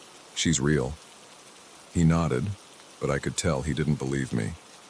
"Okay, look, why don't we do some investigating tomorrow? If there really is someone who looks that much like you on the ship, other people must have noticed too, right?" I agreed, grateful for his support, even if he thought I was losing my mind. We made plans to meet for breakfast, and I headed back to my cabin, feeling slightly better. That night, I dreamed of mirrors, endless corridors lined with mirrors, each one showing a slightly different version of myself. I woke up gasping, drenched in sweat. The next few days were a blur of paranoia and fruitless searching. Mike and I questioned other passengers, checked passenger lists, even bribed a junior crew member to let us look at security camera footage. But there was no sign of my mysterious double. Other passengers were starting to give me strange looks. I'd overhear whispers as I passed, see people pointing and talking in low voices. More than once, someone approached me, insisting they'd just seen me in a completely different part of the ship. Mike stuck by me, but I could tell his patience was wearing thin. Maybe it was just someone who looked a lot like you, he suggested one afternoon as we sat by the pool. And now you're just seeing what you expect to see. I wanted to believe him, but deep down, I knew what I'd seen. And I was becoming more and more convinced that something very strange was happening on this ship. It all came to a head on the 8th night of the cruise. I was walking back to my cabin after a late-night movie when I saw her again. She was standing at the end of the corridor, watching me. This time, I was determined not to let her get away. I ran towards her, calling out, "Wait, who are you? Why do you look like me?" She turned and fled, and I chased her through the twisting corridors of the ship, upstairs, down hallways, through lounges and restaurants. It was like a maze, and more than once I found myself in parts of the ship I'd never seen before. Finally, I cornered her in a dead-end hallway. She stood with her back to me, shoulders heaving as if she'd been running too. "Please," I gasped, out of breath. "Just tell me who you are." Slowly, she turned to face me. And as she did, I felt the world tilt sideways. Her face was mine, yes, but it was wrong somehow. The proportions were slightly off, the eyes a little too large, the smile a little too wide. As I watched in horror, her features seemed to ripple and shift, like a reflection in disturbed water. "Who am I?" she said, and her voice was a distorted version of my own. "I'm you, Sarah, or rather, I'm who you could be, who you might become." She took a step towards me, and I stumbled backward, my back hitting the wall. What are you?" Her smile widened impossibly. "I'm a possibility, a potential future. This ship. It exists in a place where realities intersect, where different versions of ourselves can meet." My mind reeled, trying to make sense of her words. "But why? Why show yourself to me?" She laughed, and the sound sent shivers down my spine. "To give you a choice, of course. You can go back to your life, your safe, predictable existence, or you can embrace the unknown, become something more." As she spoke, I noticed something behind her. The end of the hallway was shifting, shimmering like a heat haze, and beyond it, I caught glimpses of other places, other realities. She held out her hand. "Come with me, Sarah. See what you could become." For a moment, I was tempted. The promise of adventure, of the unknown, pulled at me. But then I thought of my life back home, of my friends and family, of Mike, probably worried sick about where I'd disappeared to. I shook my head. No, this is my reality, my life, and I choose it. Her face twisted in anger, becoming less and less human by the second. "You'll regret this," she hissed. And then, before I could react, she lunged at me.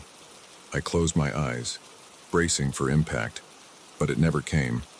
Instead, I felt a rush of wind, a sensation of falling, and then nothing. When I opened my eyes, I was back in my cabin. Sunlight was streaming through the porthole, and the sounds of passengers enjoying the morning filtered in from the hallway. For a moment, I thought it had all been a dream, but then I noticed something on my bedside table, a small silver pendant, shaped like a key. something I'd never seen before, but that looked strangely familiar. I picked it up, and as I did, I caught a glimpse of myself in the mirror. For just a second, I could have sworn my reflection smiled at me with a mouth that was a little too wide. The rest of the cruise passed uneventfully. I never saw my doppelganger again, and eventually, I managed to convince myself that stress and too much sun had played tricks on my mind. Mike and I grew closer, and by the time we docked, we were making plans to see each other back in the real world. But sometimes, late at night, I find myself looking at that silver key, and I wonder about roads not taken, about other versions of myself in other realities. And I can't help but think that somewhere out there, on a ship sailing through the spaces between worlds, another Sarah made a very different choice. So if you ever find yourself on a cruise and catch a glimpse of someone who looks just like you, remember my story, and think very carefully about the choices you make. Because sometimes, our doubles are more than just reflections. Sometimes, they're glimpses of who we might become, for better or for worse.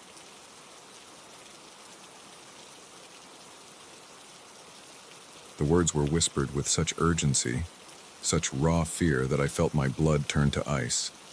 Whatever you do, don't be here at midnight. The weathered trucker who'd spoken them was already walking away, leaving me frozen in my seat, half-eaten burger growing cold on the plate in front of me.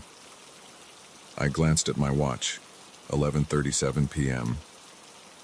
As I looked around the diner, taking in the tense faces and furtive glances of the other patrons, I realized with growing dread that I'd stumbled into something far more sinister than a late-night pit stop. My name's Jack, and until that moment, I'd been on a routine cross-country drive from New York to Los Angeles. I'm a freelance photographer, and I'd taken on a last-minute gig that required me to transport some sensitive equipment that couldn't be trusted to shipping companies. The pay was good, and I figured the road trip would give me a chance to capture some interesting shots along the way. I'd been driving for nearly 18 hours straight, fueled by gas station coffee and the kind of determination that only comes from a looming deadline. When I saw the neon sign for Mel's Diner, glowing like a beacon in the dark Nevada desert, I decided to pull over. My stomach was growling, and I figured a hot meal and a real cup of coffee would do me good. The diner looked like something straight out of a 1950s postcard, all chrome and red vinyl booths, with a jukebox in the corner playing old rock and roll tunes. But as soon as I walked in, I sensed something was off. The place was surprisingly busy for the middle of the night, but the atmosphere was tense, almost electric. I slid into an empty booth and ordered a cheeseburger and coffee from a waitress whose smile seemed a little too forced. As I waited for my food, I couldn't help but notice how everyone in the diner seemed on edge. Conversations were hushed, and people kept glancing at the large clock above the counter. When my food arrived, I tried to strike up a conversation with the waitress. "Busy night, huh?" She nodded, her eyes darting to the clock. "Yeah, it usually is around this time." "Oh, you get a lot of late-night traffic?" She hesitated, then leaned in closer. "Look, honey, you seem nice, so let me give you some advice. Eat quick and get back on the road. You don't want to be here too long." Before I could ask what she meant, she was gone, hurrying off to another table. I sat there, burger halfway to my mouth, thoroughly confused. That's when the trucker at the counter turned to me and whispered those chilling words, "Whatever you do, don't be here at midnight." As he walked away, I noticed other patrons starting to leave. They moved with an urgency that seemed at odds with the late hour, practically running to their vehicles. I flagged down my waitress again. "What's going on? Why is everyone leaving?" She glanced nervously at the clock, 11:45 p.m. now, and sighed. "I shouldn't tell you this, but things happen here at midnight. Bad things. Nobody knows why, but it's been going on for years. Some say this place sits on some kind of convergence, a weak spot between worlds. All I know is, Garn, you don't want to be here when the clock strikes 12. I laughed, though it sounded hollow even to my own ears. "Come on, you can't be serious." What? Is this place haunted or something? Her expression remained deadly serious. Worse. Now please, for your own sake, finish up and go. I wanted to believe it was all an elaborate joke, some weird local custom to scare tourists, but the fear in her eyes, the palpable tension in the air, it felt too real to dismiss. I gulped down my coffee and threw some bills on the table, deciding that whatever was going on, I didn't want to stick around to find out. But as I stood up to leave, I noticed something that made my heart skip a beat. The door to the diner was gone. Where the entrance had been was now just a solid wall, covered in the same tacky wallpaper as the rest of the place. I blinked hard, convinced I must be more tired than I thought. But when I opened my eyes, the wall was still there. "It's starting," someone whispered. I turned to see the other remaining patrons, about a dozen in total, huddled together in the center of the diner. The waitress was among them, her earlier composure crumbling as she clutched a coffee pot like a weapon. "What's starting? What the hell is going on here?" I demanded, panic rising in my throat. An old man with a face like weathered leather spoke up. "It's midnight, son, or it will be in about..." He checked his watch. 2 minutes. That's when they come." "Who comes? What are you talking about?"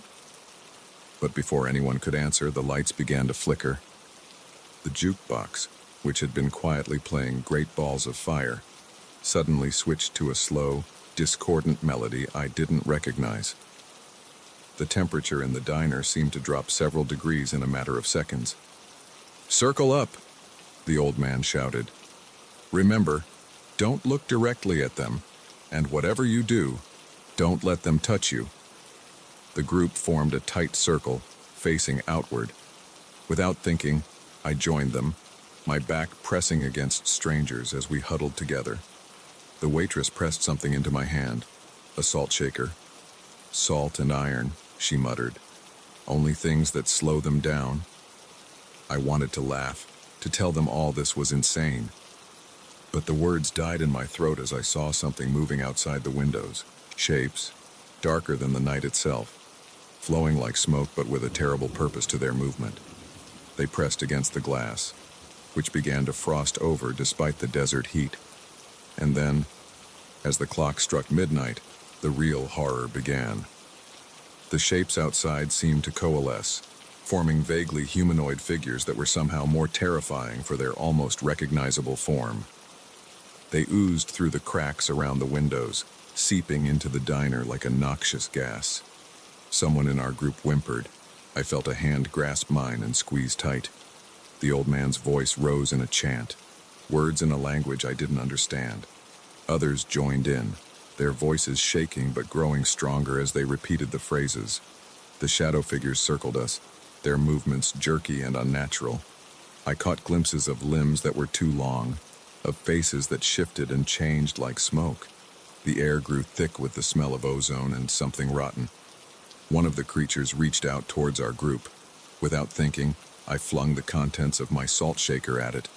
The thing recoiled with a hiss that sounded like radio static, its form dissipating for a moment before reforming. Time seemed to stretch and distort. I couldn't tell if we'd been surrounded for minutes or hours. My arm ached from holding it out, salt shaker at the ready. My throat was raw from chanting words I didn't understand. Just when I thought I couldn't take any more, when the press of bodies and the suffocating presence of the shadow creatures became too much, something changed. The old man's chanting reached a fever pitch, and suddenly, the air itself seemed to ripple. The shadow figures began to retreat, their forms becoming less distinct. They flowed back out through the windows, which shattered outward in a spray of glass. A wind whipped through the diner, carrying with it the last wisps of the creatures and the lingering smell of decay. And then, as suddenly as it had begun, it was over. We stood there in stunned silence for a long moment, the only sound our ragged breathing and the crunch of broken glass underfoot. Slowly, our circle broke apart. I saw tears on some faces, blank shock on others. The waitress was the first to speak. "Everyone okay? Anyone touched?" There was a general murmur of assent. No one, it seemed, had been injured, physically on at least. As if a spell had been broken, the diner burst into activity. People began sweeping up glass, righting overturned chairs, trying to restore some semblance of normalcy. I stood there, salt shaker still clutched in my hand, trying to process what I'd just experienced. The old man approached me, his eyes kind but weary. "First time, huh? You did good, son." I found my voice at last. What were those things? Why here? Why at midnight?" He shook his head. "Wish I could tell you. Been coming here every night for 30 years, trying to figure it out. All I know is they're getting stronger, and if we weren't here to hold them back." He trailed off, his implication clear. As the sun began to rise, painting the desert in shades of pink and gold, the door to the diner reappeared. People began to leave, nodding to each other with the camaraderie of soldiers who'd been through battle together. I made my way to my car on shaky legs, my mind still reeling. As I was about to drive away, the waitress ran out, pressing a piece of paper into my hand. "If you're ever passing through again," she said, "and you want to help, this is where we'll be." I looked down at the paper. It was a schedule, listing dates and times, a roster of guardians, keeping watch against the darkness. As I pulled back onto the highway, the events of the night began to feel like a dream. But the salt shaker on my passenger seat and the paper clutched in my hand were undeniable proof of what I'd experienced. I don't know if I'll ever go back to that diner. Part of me hopes I never see it again, but another part, a part I'm still coming to terms with, knows that I will. Because now that I've seen what's out there, now that I know what lurks in the spaces between moments, how can I not stand against it? So if you're ever driving through the Nevada desert late at night, and you see a diner glowing like a beacon in the darkness, think carefully before you stop. And if you do, keep an eye on the clock. Because when midnight comes, you might find yourself facing horrors beyond imagination, or standing shoulder to shoulder with strangers, the last line of defense against the encroaching dark. And whatever you do, don't be there at midnight. Unless, of course, you choose to be.